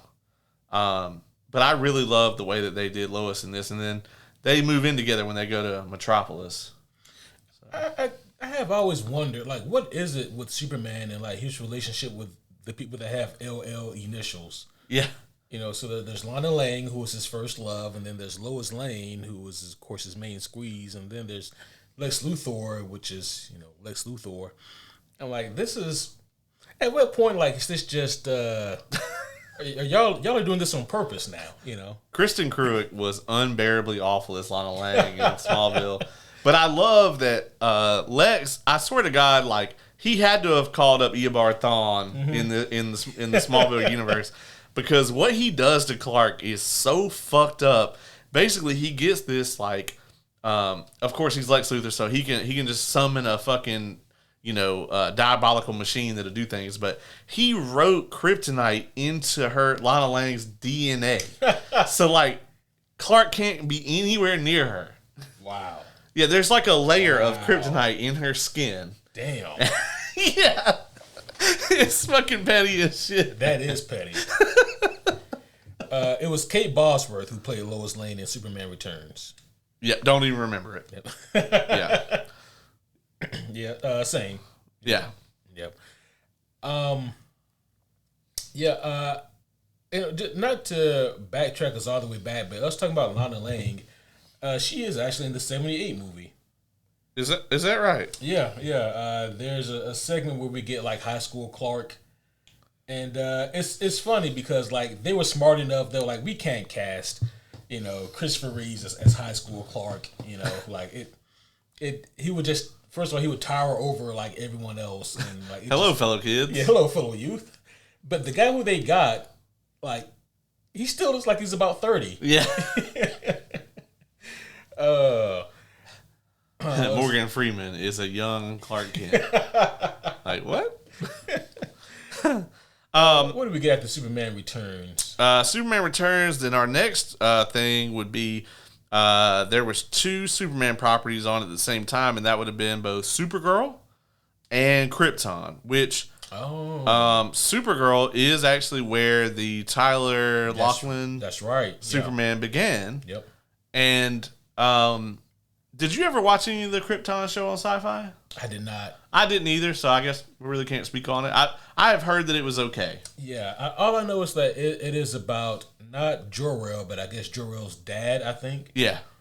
And, I mean, I can't really imagine, like, what they did because, like, you know, Red Sun, they're just normal people. Right, yeah. Yeah. You know, I mean, but yeah, like you, I heard it was pretty good. Yeah, I mean, So- it was like a sci-fi political drama. Yeah, I mean, but yeah. it only lasted 2 seasons. Two so. seasons, yeah. But Supergirl, I was hit or miss with. I really liked the actress that they got to play her. Yeah. Melissa Benoist. Yeah, I think I will say that I think that that Millie is going to blow her out of the water. I really love her as an actress, so I'm so excited for that movie. Yeah. Melissa Benoist I thought did a great job. I thought that they did a really good job with this character of making her distinct from Clark. Yeah. And then when they actually finally did bring Clark into the show, I really enjoyed his Superman also. Not to jump ahead, but I haven't seen that Superman and Lois show. But again, like I've heard that it's maybe that is one of the best CW shows. And I know that bar sounds not, Yeah. but like I've heard that it's actually pretty good. Yeah. Basically, from what I've understood, and take this with a grain of salt because everybody that said this to me, they are Superman fans, and I am not. And I also tend to think that most Superman fans, not this one, they are that. A lot of them are that other toxic fandom that we talked about, where everything is like, well, Superman in it, he was strong as fuck, so it was good, fam. It was dope, and I'm like, I don't give a fuck. Yeah. I'd be like, so was it awesome to be like, yeah, there's this one scene where like Superman picks up a building and then the other building next to him starts to fall, so then he reaches out with his other hand and picks up that building. And I'm like, and then they're like, yeah, and he puts the buildings back. I'm like, oh. you know that. Yeah. I'm like, Yeah, okay. yeah. Or like he punches this one guy so hard. All right. Yeah. Right. Okay. And then what? Yeah, but I have heard that kind of as the Arrowverse like just tanked, like this was like the good show. Yeah. And they really distanced themselves from the Arrowverse. They did. Yeah, they were like, nah, that shit's on fire over there. We're okay. We're okay. good over here. Oh, you want us to show up for Crisis on Infinite Earths or whatever? Yeah, we'll show up for that and get the paycheck. We're out though. We're out. And they did have some cool shit in that. They had Tom Welling. Yeah, Tom Welling came back. Brandon Routh showed up as like Superman from Kingdom Come, which is a pretty famous storyline. That was a cool little thing that they did there. And then the man himself was actually in it as well. Kevin Conroy, man, that was pretty epic. Yeah, Yeah. I loved seeing that happen. Yes. So, didn't he play like an old Bruce Wayne? It actually, just like Brandon Routh played Superman from like Kingdom Come, they had Kevin Conroy play Batman from Kingdom Come, the same comic That's book. right. Yeah, so it's pretty cool. And Tom Welling's Superman had like given up his powers or whatever. His powers, and it was Lex from the newest TV show. Yeah, who was talking shit to him, but I guess he forgot that like Tom Welling is still a fucking giant human being. Yeah, he was like, yeah, I don't really need kryptonite I don't need superpowers to beat your ass. So I did not love that Lex. He was very like smarmy, But I really liked a lot of the stuff in Supergirl.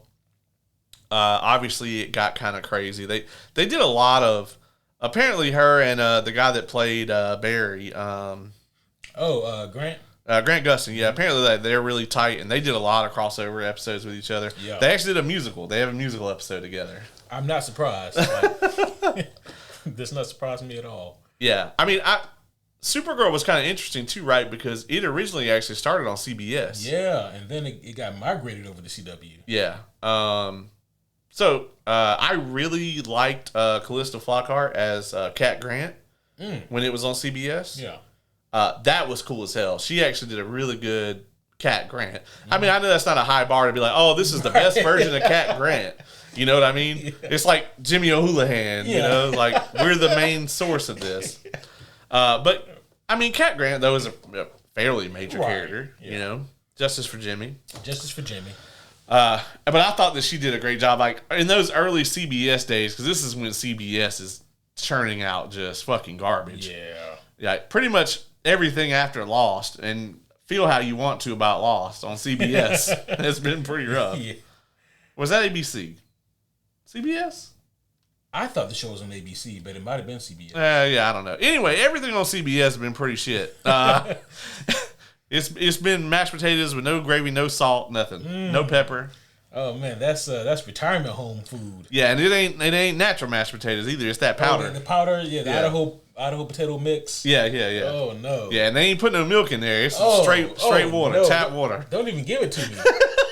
Exactly. Oh. That's the point I'm trying to get to.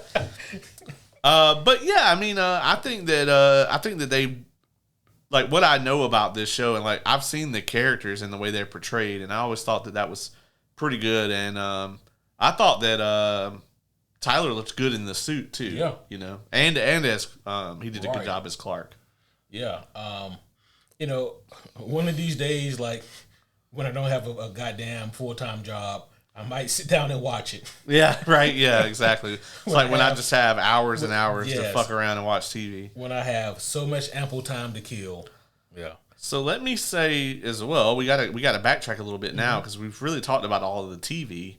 While all this is going on, the DCEU is getting off the ground, and they kicked it off also with a Superman movie, which is kind of why it's a bold ass choice to do that again here. And that's Man of Steel, what kicked off the DCEU. And this was interesting because we had come off of the wildly successful Nolan Batman trilogy. Mm-hmm.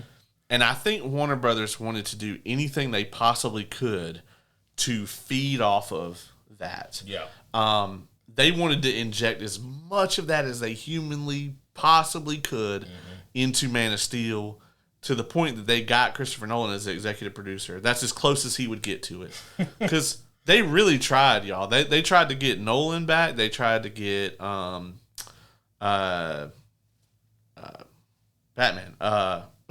Oh my gosh. Christian Bale. Yeah, they tried to get Christian Bale back, and Gary Oldman. Pretty much all three of them said the same thing, like, I won't do it unless you can get the other two. Yeah. And I want a fuck ton of money, and I really don't want to do it. So, and they all pretty much said that. And as we all know, Christopher Nolan went on to do other things. Like, all three of them went on to do other things. And so this is where the world really got introduced to Henry Cavill. Yeah. You know? I think he was on Tutors before this. Yeah. Yeah. This was before he used to cock his arms before he would punch you. We will disagree wildly about this movie, I think. Probably. Yeah. Yeah. I'm not a fan. I think the tornado scene in this is one of the worst scenes in cinematic history. I just really hate the way it's shot tremendously. Like, I think it is insanely stupid. And what I don't like about Zack Snyder's Superman is that Zack Snyder wants Superman to be a god among us. And don't get me wrong, that is what he is and should be. Mm-hmm. But like the level of power that Zack Snyder took it to, it's like he was like, well, my Superman's gotta be the strongest Superman. He's gonna be stronger than all the other Superman.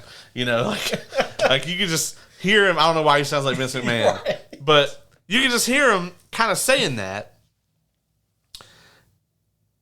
And I love that we got a movie where we could finally see Superman's power, and we finally had the technology and the budget to see him actually fight other Kryptonians. Right.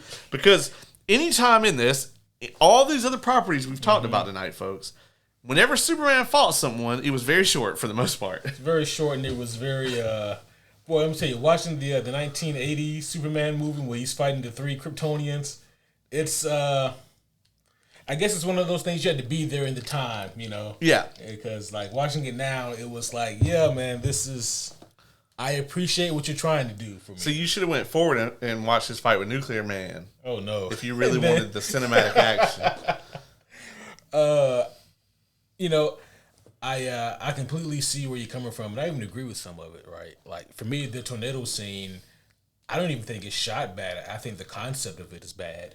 Yeah, because Zack wanted to make his Superman like, you know, like the strongest character on Earth. faster than the Flash. You know, like he just wanted to make him, you know, anything you can do, his Superman can do it better. You know, that kind of thing. And like in the fucking awful Justice League, it's like he is faster than Barry, like way faster. Like Barry leaves like way before him, and then he catches him like that. You know what I mean? That is not in the Snyder Cut. That's not in the Snyder Cut. No, that is in the Justice League. Yeah. But I'm just saying, like, that's kind of thing they try to do. So it's like, okay, well, you made your Clark in that fast. Why can't he just zip over there and get his dad and the dog real quick and then, like, go right back to where he was at? Yeah. and again, it's like, I think that part is done, but that's not even the part that bothers me. It's the idea of you know, Jonathan Kent having this kind of candor with his son. You know, there's a scene earlier in the movie when Clark saves, you know, I think it's a bus of kids, and you know, his dad is kind of chastising him about it, in which that is very, very much in line with what John would do. Like, you had to be very careful, you know, because if the wrong people see you do this, it could be real big trouble, you know, for all of us. But it's his response to Clark that never said well with me, when Clark says, well, was I supposed to let them die? And Pa Kent says, I don't know, maybe. Like, I just think that's super fucking grim. And if nothing else, you have to remember that this is a character of hope and resolution. I do think that, like, for me, where this movie dropped the ball was with the Pa Kent stuff. Whereas, like, the original Christopher Reeves movies almost flat out ignored Pa Kent and his involvement and Clark becoming Superman. I feel like Man of Steel kind of misinterpreted it. Yeah. I never had a problem with the power scaling in this movie because he's clearly not the only one who's that powerful. Yeah, I mean, it made sense where they kind of gimped the other Kryptonians, because they, like, obviously, if they're at the same power level, Zod should beat him every time, right? Mm-hmm. Because he's a general. He's a fucking... All these guys are like the special... Kryptonian special forces. You know? But they did the whole thing where, like, they weren't used to the Earth's gravity and atmosphere and all that, and so that sort of made it where Clark could be on an even standing with them. I'm with you, like, the way they portrayed Pa Kent here is they portray him more like an obstacle for Clark than what he really is supposed to be, which is like, he's supposed to be an inspiration for Clark. Yeah. Where, and this is where Smallville did such a great job with it, is like Clark's sense of like what is like good and decent about humanity comes from his parents, and mainly his dad in most iterations of it, where he's like, my dad would have done this, so this is what I want to do. And you do not see that in this movie. It's really not part of the movie at all, and the movie suffers immensely for it. Yeah. But if you want to see him fight some Kryptonians, though. But I do think, again, that this movie does some things really, really well with the character of Superman. And that is, like I mentioned earlier, his fight with his own humanity, or maybe lack thereof. Because, like, you can't just go from I'm an alien, oh well, I live amongst the humans, therefore I'm human. You know, you can't just go from that kind of A to Z that quickly. Like, there has to be some kind of middle ground there where he's trying to find himself. And that's what a lot of this movie is him literally trying to find himself and figure out who he is and what his place in this world should be. Yeah. I've always really liked that because, of course, Superman would have this conversation with himself. Like, there shouldn't be that notion of, well, I'm going to do this because I was taught this. It needs to be this idea of, okay, but where did I come from and why am I here? And who is it that I'm supposed to be?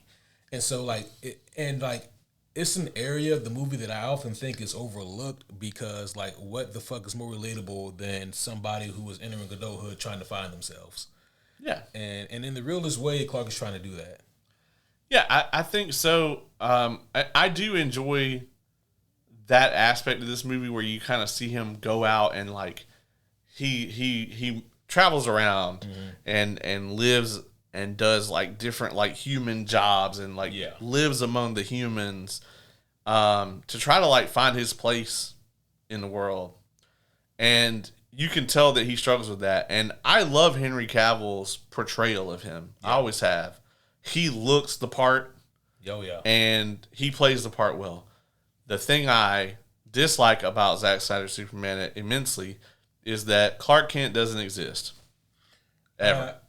See, a couple of things about that. It's like, one, I don't know if I agree with that. And two, just like with the Batman, I don't know how much I need of the alter ego.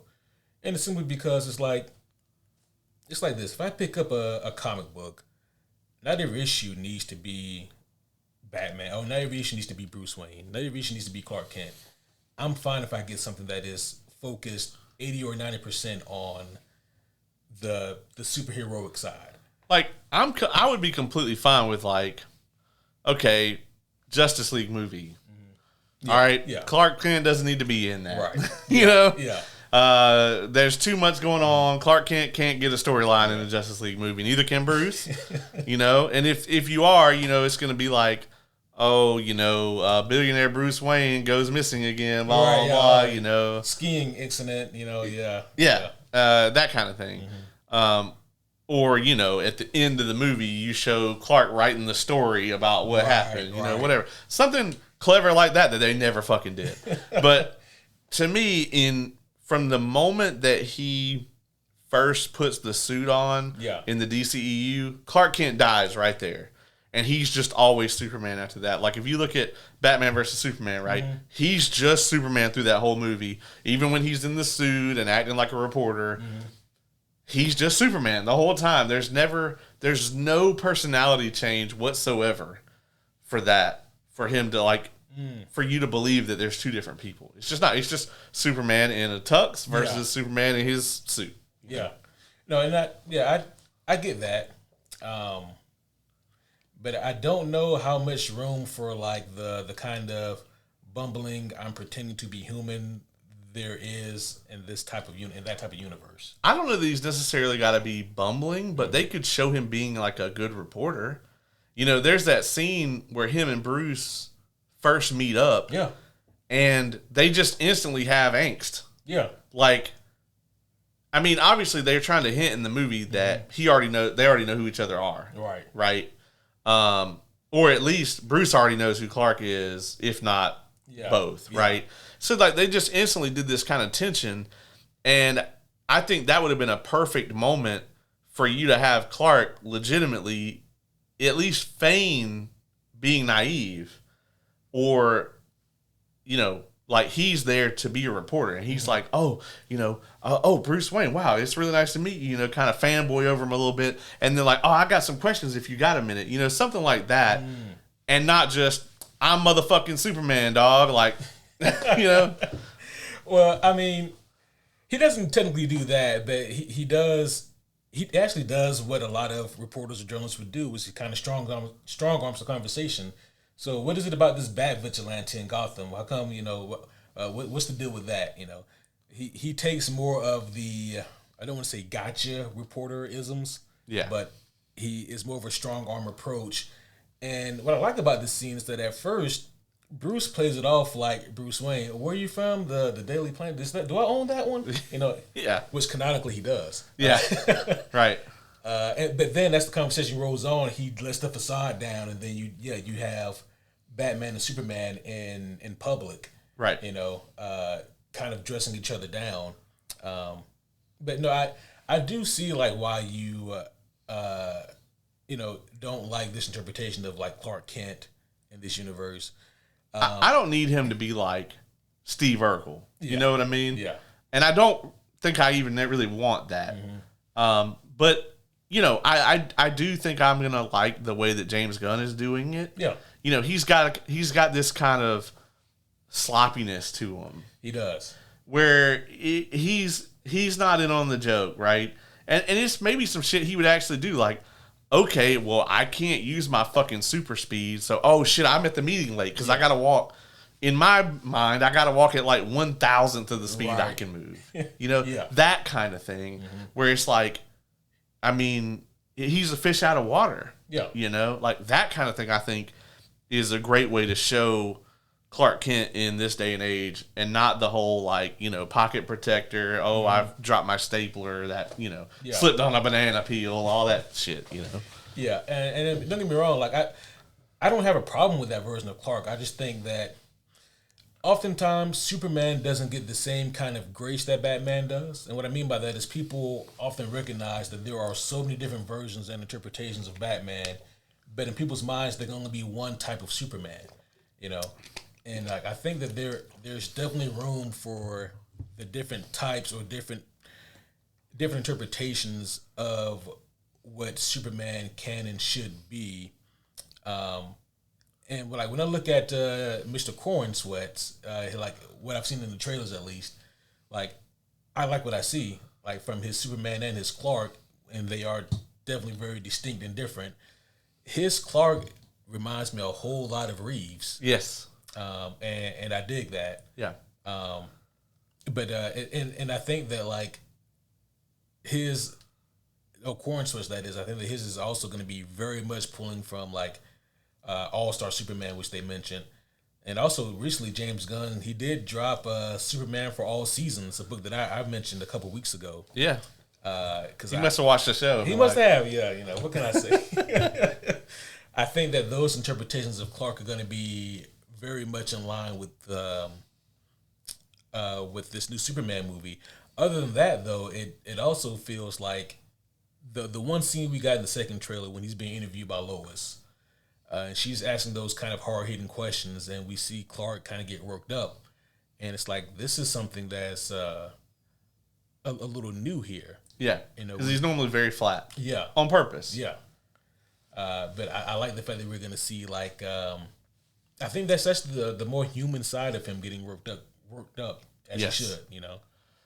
You were talking about something very interesting a minute ago about how, like, you know, with Superman, it's obvious, like people are very kind of rigid in what they want Superman to be, whereas with Batman, there's a lot of like kind of leeway on that, and that Bruce gets a lot better treatment than Clark typically does. And I think the reason for that is because Hollywood typically cast Superman to be Superman. They typically cast Batman to be Bruce Wayne. They go out and go, who can we get to be Bruce Wayne? Yeah. And then we can put the fucking suit on him. Right. Whereas with Superman, they want a dark-haired, tall, fucking, you know, jacked white dude, you know. And then, oh, okay, well, does he look good in a fucking tux? Oh, we don't know, you know. Yeah. Put these tights on him. Yeah. All right, underwear or no underwear. That's usually about as far as we go. Well, the question, Caleb, and something we looked over is that did Nick Cage look good in either? Oh my God! I was like, oh, we're gonna get to Superman now, but then how could we not talk about Superman Lives? Yes. Bonus section, folks. Oh boy. So there have been 6 major live action Superman movies. There was, of course, the Supergirl movie that we mentioned, and then there was a bunch of Superman movies in the 50s that we cannot be bothered to watch. We're so sorry. If somebody picks that shit for the throwback, I'm gonna throw hands. I'm canceling it. Yeah. That will not be a segment any longer. So we kind of need to talk about the movie that almost was. Yep. And there's a documentary on this. It's called The Death of Superman Lives. And in The Flash, they actually made a very large reference to this. It's actually the only part of that movie I think I enjoy. And Nicolas Cage was supposed to play Superman. This movie was going to attempt to do a somewhat shared universe where they were going to do the Doomsday storyline. They were going to do Death of Superman. And then at the end, they were going to try to get Batman to actually show up. I think it was either going to be Kilmer or... I didn't even think about which one it was going to be. Or Clooney? No, it was or Keaton. Or Keaton. Kilmer or Keaton. Because I think it was between those two movies. Like, I don't think they had officially replaced Keaton yet. Right. But basically, they were going to have Batman, like, hack into the TVs of Metropolis and be like, don't worry, you're the savior of your city has died, but hope still carries something like yeah, that. Yeah, like we will protect you, blah blah blah. And then they were gonna have him come back, and he was gonna be in the black suit or whatever. And judging by the way that this movie and I mean John Peters, if you watch the documentary, he clearly was in the stronger Superman is, the cooler he is, and more people will like him camp. And polar bears, yeah. Yeah, well, polar bears are the strongest warriors in the animal kingdom. Predator, and yeah, of course. And it is, I'm telling you guys, the documentary is an amazing watch. There is like so much shit. Like, if you don't feel like watching the 2-hour documentary, just go on YouTube and look up Kevin Smith talking about it. And it's fucking tremendous. Like, if you watch the 94 Fantastic Four and the documentary about that, this takes that shit to a whole different level. Yeah, I think that The Death of Superman Lives doc is more entertaining than what that movie would have been. Yeah, absolutely. It's actually probably better than all but 3 of the Superman movies. yeah, easily. I mean, if you guys want tales of giant spiders, polar bears protecting the Fortress of Solitude, weird Brainiac designs. They didn't want Superman. They didn't want to see him in the suit. They didn't want him flying. Yep. And what was the other thing? I think those were the 2 major things. Right? And then he wanted him to fight a giant spider. Yeah. I mean, what the fuck was John Peters thinking? Like, I always go back to that question. By the way, homies, like, this is, I guess, almost 4 years ago, but we did review this on the podcast. We did. Yeah, it's a very interesting. He was probably thinking, I got to call Carrie Fisher and get her to mix me up some more of that stuff. Yeah. And by the way, guys, for those of you who don't know, John Peters, is he still? No. Okay, yeah. He is no longer any kind of producer of any sort, apparently, thankfully. But he got his start being Barbara Streisand's hairdresser. Yeah. And the man did have good hair in the documentary. I give him that. He does. Yeah. Kevin Smith is the star of this thing, though. Yes. Yes. Hearing him talk about it is crazy. It's very much like if you ever seen the Chappelle Show, Rick James, where they cut back and forth like to Kevin Smith talking about some shit, and then they cut to John Peters and they ask him about it. He's like, "Nah, I never did anything like that." And then they'll like show some footage, other footage of John Peters confirming that he did exactly that. Yeah. So case in point, like when Kevin Smith said the shit about. He gave his treatment for the movie, and then he got the notes about like, well, we don't want him in the suit, and we don't want him flying. And Kevin Smith was like, "The fuck," Yeah. And then John Peters, he doesn't try to deny it, but he tries to skirt by it. Yeah. And he's like, "Well, I can remember that a script was turned in, and with any script, we would have had some feedback on that, and we probably would have made some notes." Yeah. Are you serious? And then, homies, if you're not familiar with this doc, you might be thinking, well, who was going to direct? None other than Tim Burton was attached to it. And when they interviewed Tim Burton is only in the documentary for 10 minutes tops. Yeah. But when they interviewed Tim Burton, it's at his house, and Tim Burton's the inside of his house looks exactly like you would picture the inside of Tim Burton's house looking. He's in like a dark room. Yes. There's like a single, maybe 10-watt light bulb above him, just so you can see like his face. And the whole rest of the room is like pitch fucking black. Yes. And he has shades on in this room.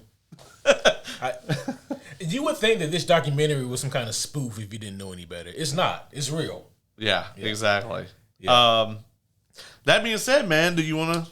Talk about the let's talk about the actual thing here. That is 2025 Superman, formerly known as Superman Legacy. Yeah, so this movie right here, we've said this time and time again, but there's so much writing on this. I don't want to sound melodramatic, but yeah, the future of DC live action properties to a degree does hinge on the success of this movie. I like what James Gunn said about it, because originally I was like, why would you start with Superman again? Like, they did it last time. Yeah. The DCEU is a colossal failure. Right. You know who is the moneymaker. Like, just start with Batman, right? And then build. Because that's what people wanted anyway. They wanted Nolan's Batman to build the DCEU. But there's no way they were going to get Christian Bale for like 40 movies or whatever. Absolutely not. But if he had signed on, they probably would still be making movies. Yeah. And, they probably would still be making money. But he would have left after some of that bullshit they pulled. Oh, yeah. Especially after fucking Joss Whedon came in there and popped off at him. Oh, yeah. Yeah. Oh, I think, Christian Bale would have fist fought him. Yeah. He'd have been like, I'm John Connor, motherfucker. And Bruce Wayne. Yeah. But yeah, I mean, James Gunn though changed my opinion on it, and he said, if we can't get Superman right, then there's no reason for us to do this. Yep.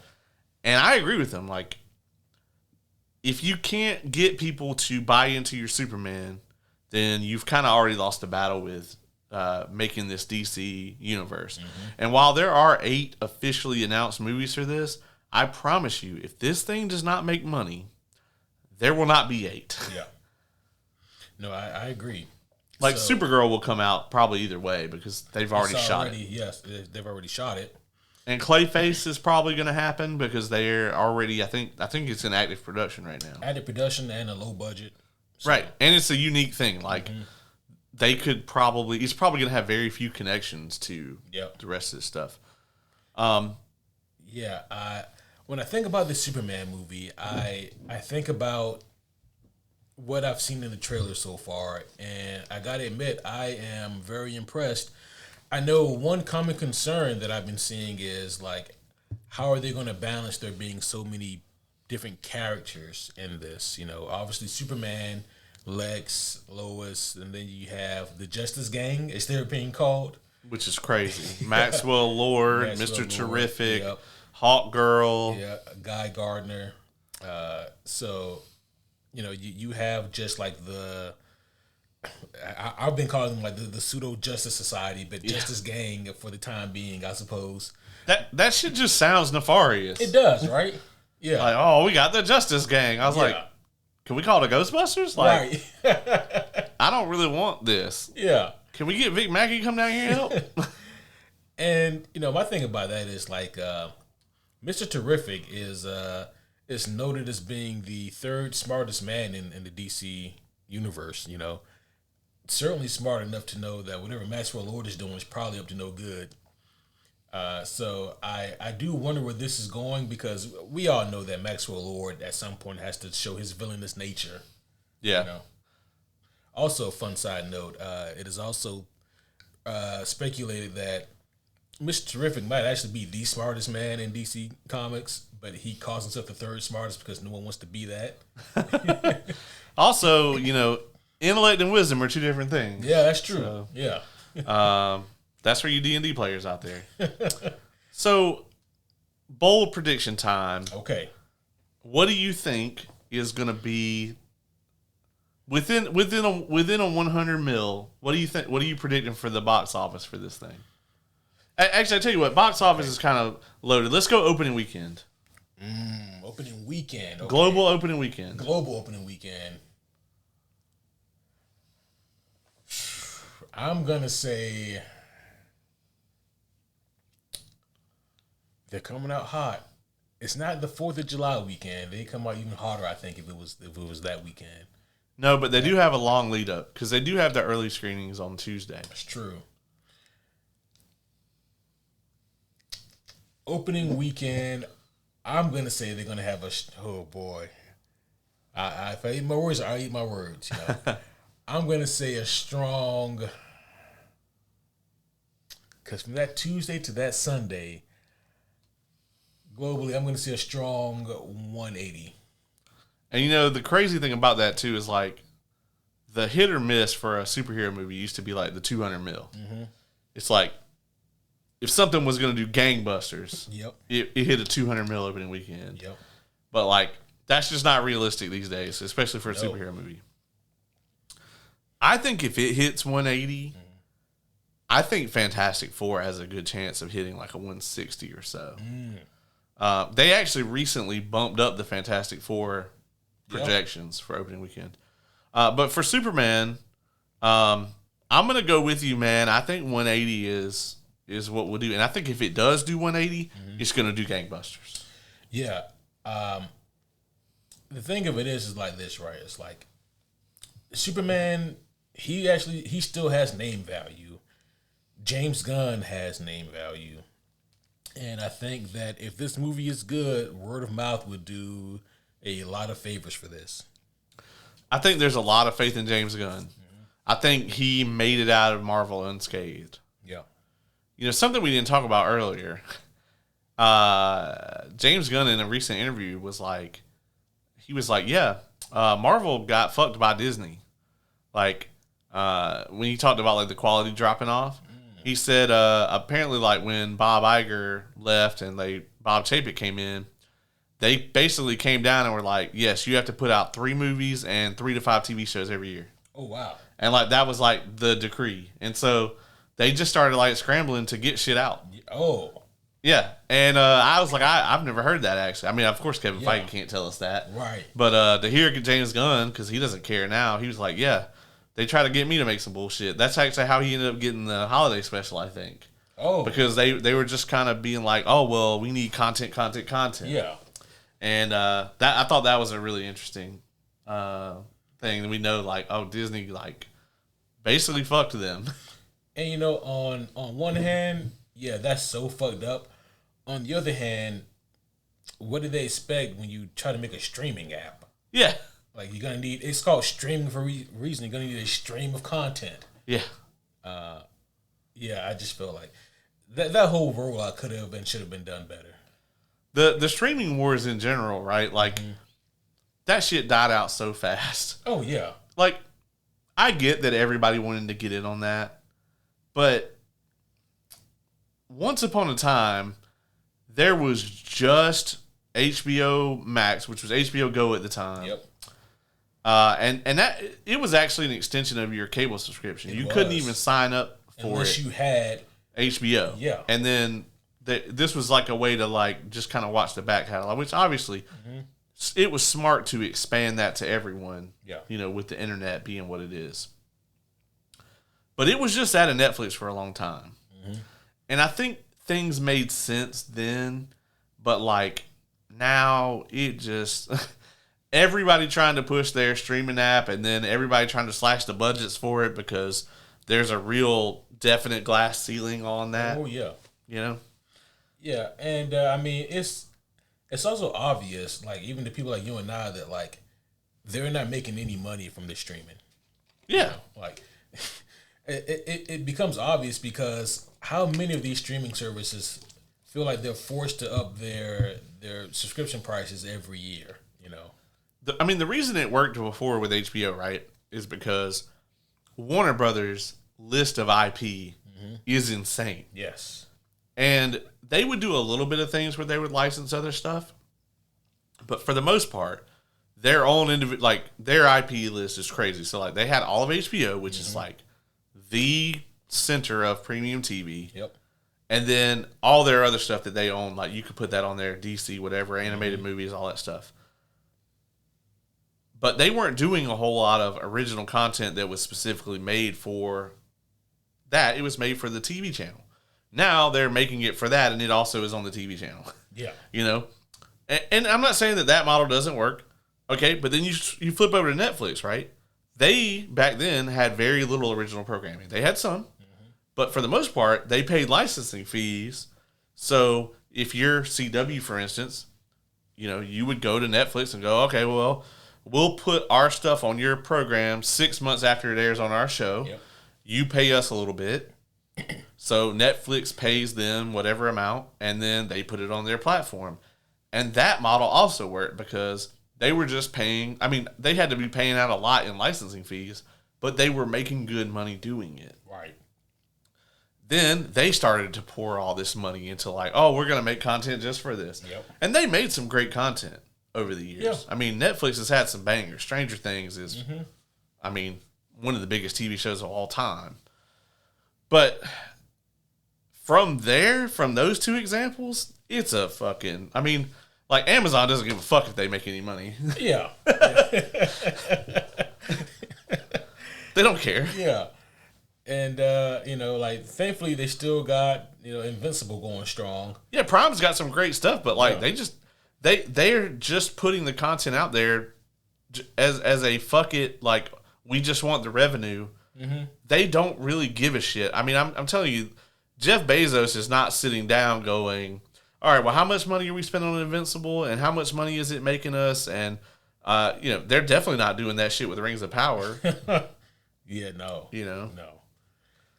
Oh, man. Well, we were talking about Superman at some point. We still kind of are. Yeah. It's going to be on Max eventually. It will be, yeah. After some undisclosed amount of time. But we were talking about James Gunn and, like, what I think that's the biggest name value here, because people have seen shitty Superman stuff, but not a lot of people have seen shitty James Gunn stuff. Yeah. Yeah. And the reason I say Superman still carries a lot of name value is because his popularity hasn't really taken a huge hit since 1938. Yeah. I mean, so it's like he's got the second most recognizable symbol in the world. Like, I think the first is still the cross, or maybe the Superman symbol did overcome it. I don't know. That'd be hilarious. And the bat symbol is number 3 for those of you who were wondering. Yeah. But yeah, I think that this Superman movie needs to find a way to give us like a more modernized tone that is a marriage between the Richard Donner OG flicks and the Superman comics. Give us a marriage of tones of those two things. And they also need to find a way to show Superman coming into his own, not only as a hero, but as a person. Right. And I think that this movie is going to be able to do that in terms of, like, threats and whatnot. Obviously, we know that Lex Luthor was in this. And I'm really looking forward to seeing what Nicholas Hoult can bring to that performance. I think it'd be good. The thing that Superman and Batman and Diana share is that they're incorruptible. Yeah. And I think that's one of the reasons why it's so important to have these other heroes in the movie. It's like, yeah, these guys have superpowers, and they're using them for good, but they're also working for Maxwell Lord. Right. And I think that's an important thing to show, because even from the trailers, you can tell that it's kind of this situation where it's like, oh, something's going on. Well, we're going to call in the Justice Gang. And they show up and they clean up, and it's very, like, routine or whatever. They're doing a job. Yep.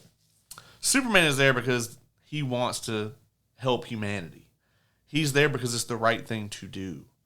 And for him, for Batman, and for Wonder Woman, all three of them as the Trinity, they share that, right? That's like the key thing that binds them together, is at the end of the day, they don't have to be there. They're there and they want to do the right thing. And like that's the central thing that drives them.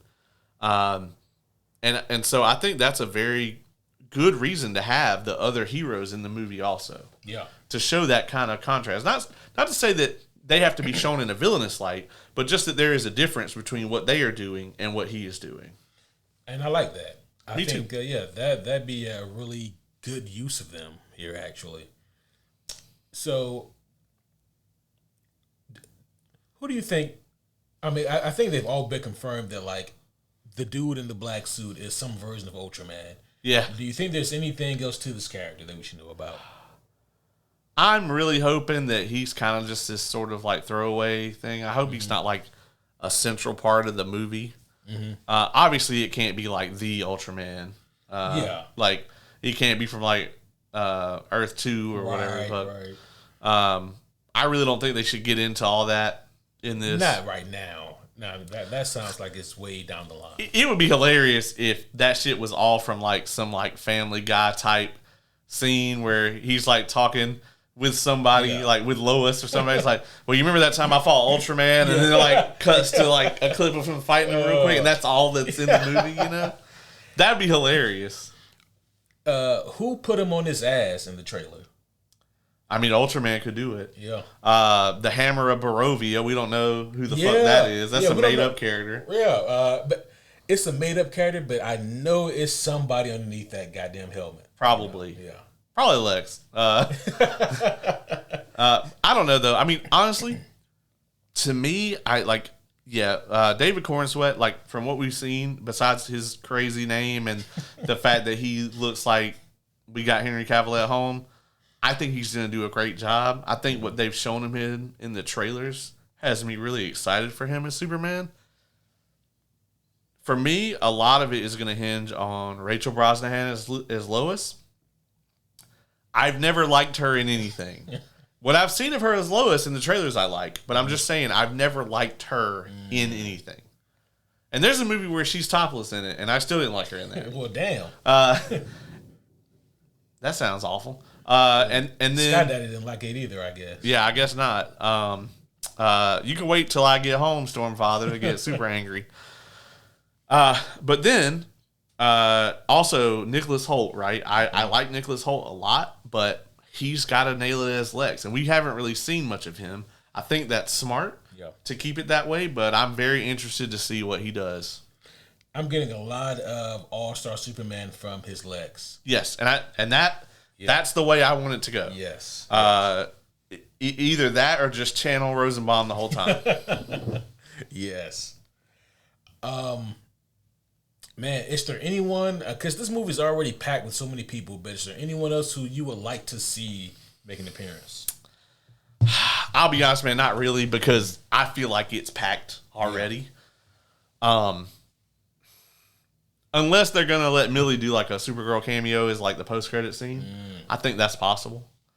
It's going to be interesting to see how they play that. From what I understand, though, the Supergirl movie is going to be cosmic.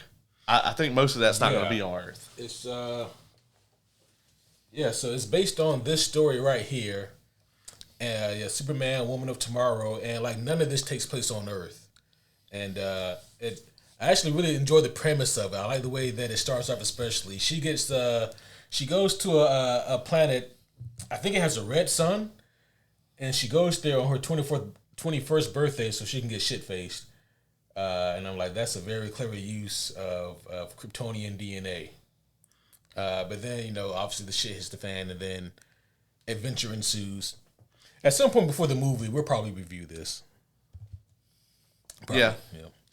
Yeah, we got time. Yeah, we got time. And it doesn't look like it's a long read. It's pretty too long.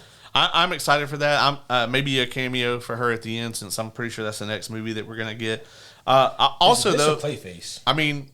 Huh? Is it this or Clayface? I thought it is this. I thought this is further along. Maybe, yeah. I do want to say, though, that I think it's very likely we're going to get a Peacemaker. If not in the movie, because tonally that would be kind of fucked, right? But like that might be the after credit scene. It's funny, right? Because you look at the Peacemaker season 2 trailer and you see the Justice Gang, like all of them, there.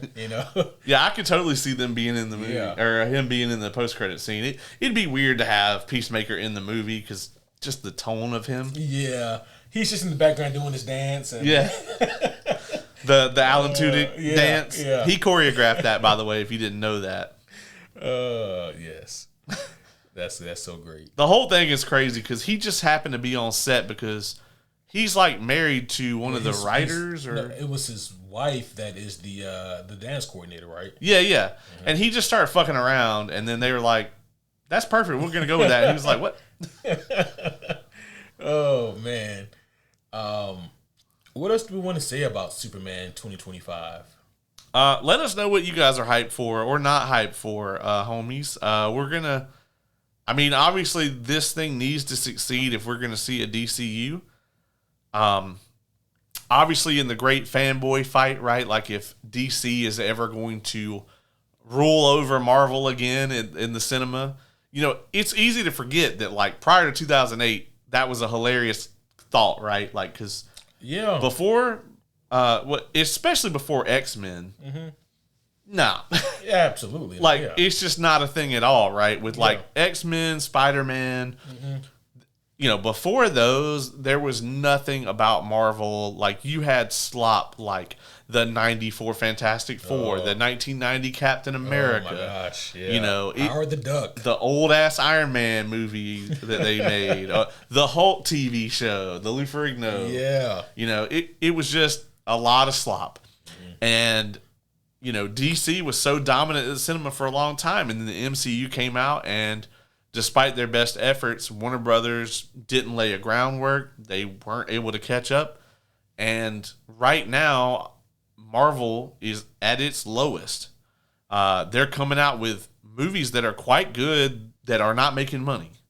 That is problematic for them. So, obviously, this is DC's chance to kind of pick up that torch and run with it. Can they both be successful at the same time? Absolutely. And that is the goal, folks. Mm-hmm. We don't need either of them suffering at the hands of the other one.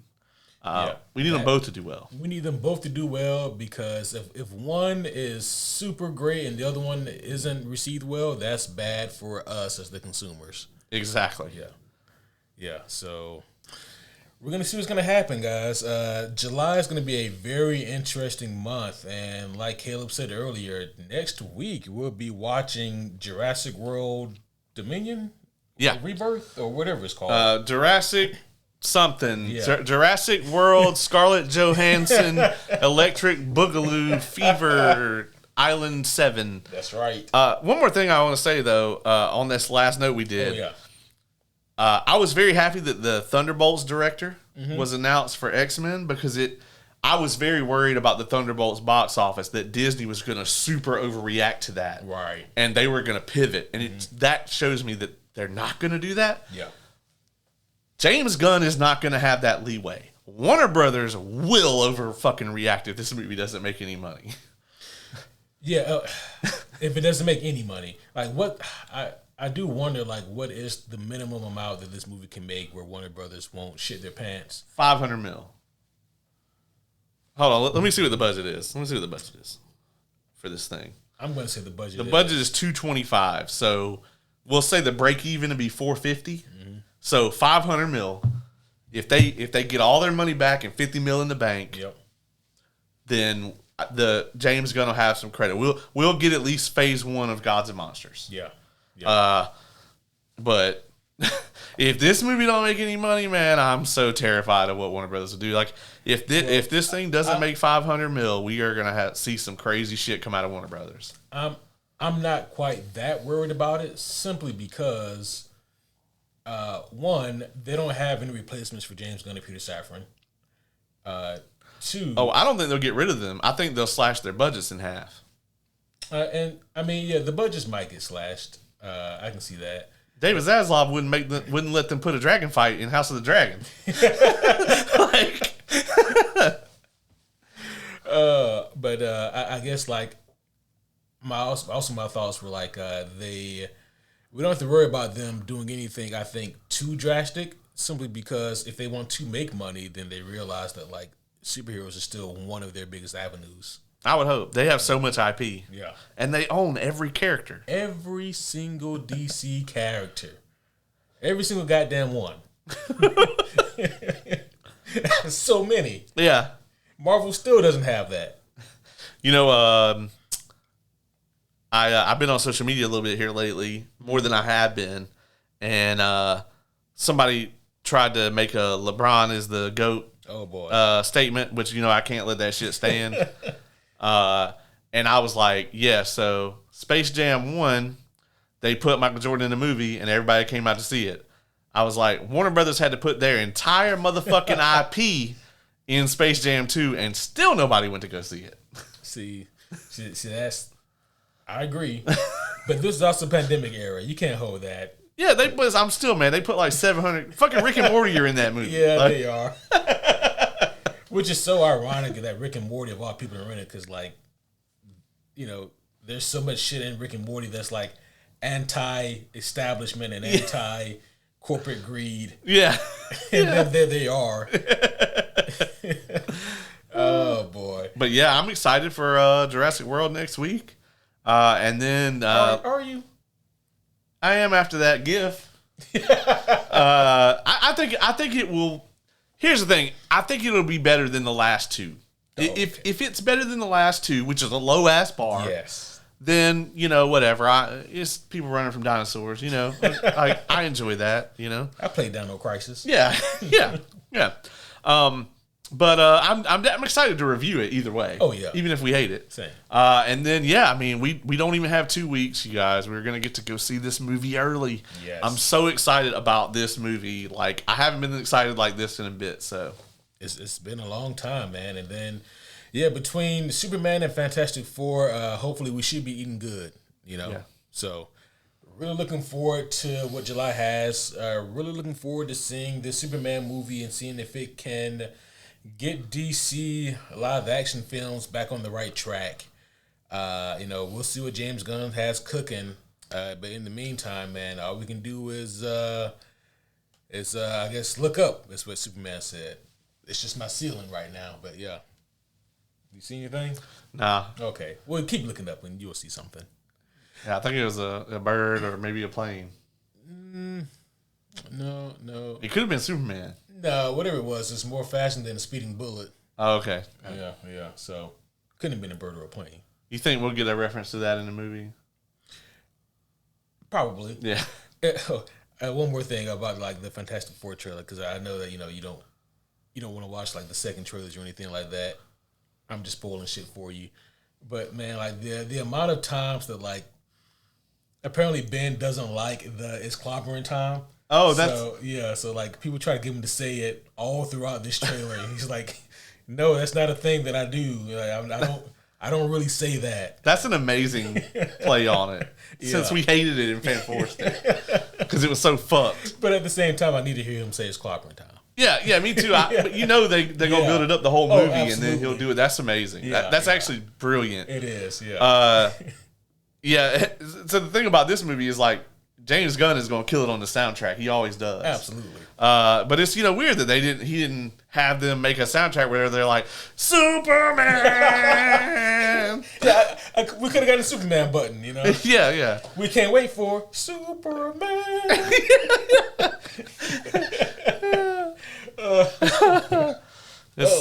It's weird that he didn't go that route. Yeah. I can't wait to see what he comes up with though. James Gunn, like the soundtrack, man, he always just nails it. Absolutely. And I got a feeling that, man, we're in for some pretty intense surprises for this Superman movie. Yeah. Because as much as we've seen, there's still so much we just don't fucking know about this movie. Yeah. So we'll see what happens, guys. But I think it's going to be all for now, unless you got anything else. Nah, that's it, man. Let's take it home.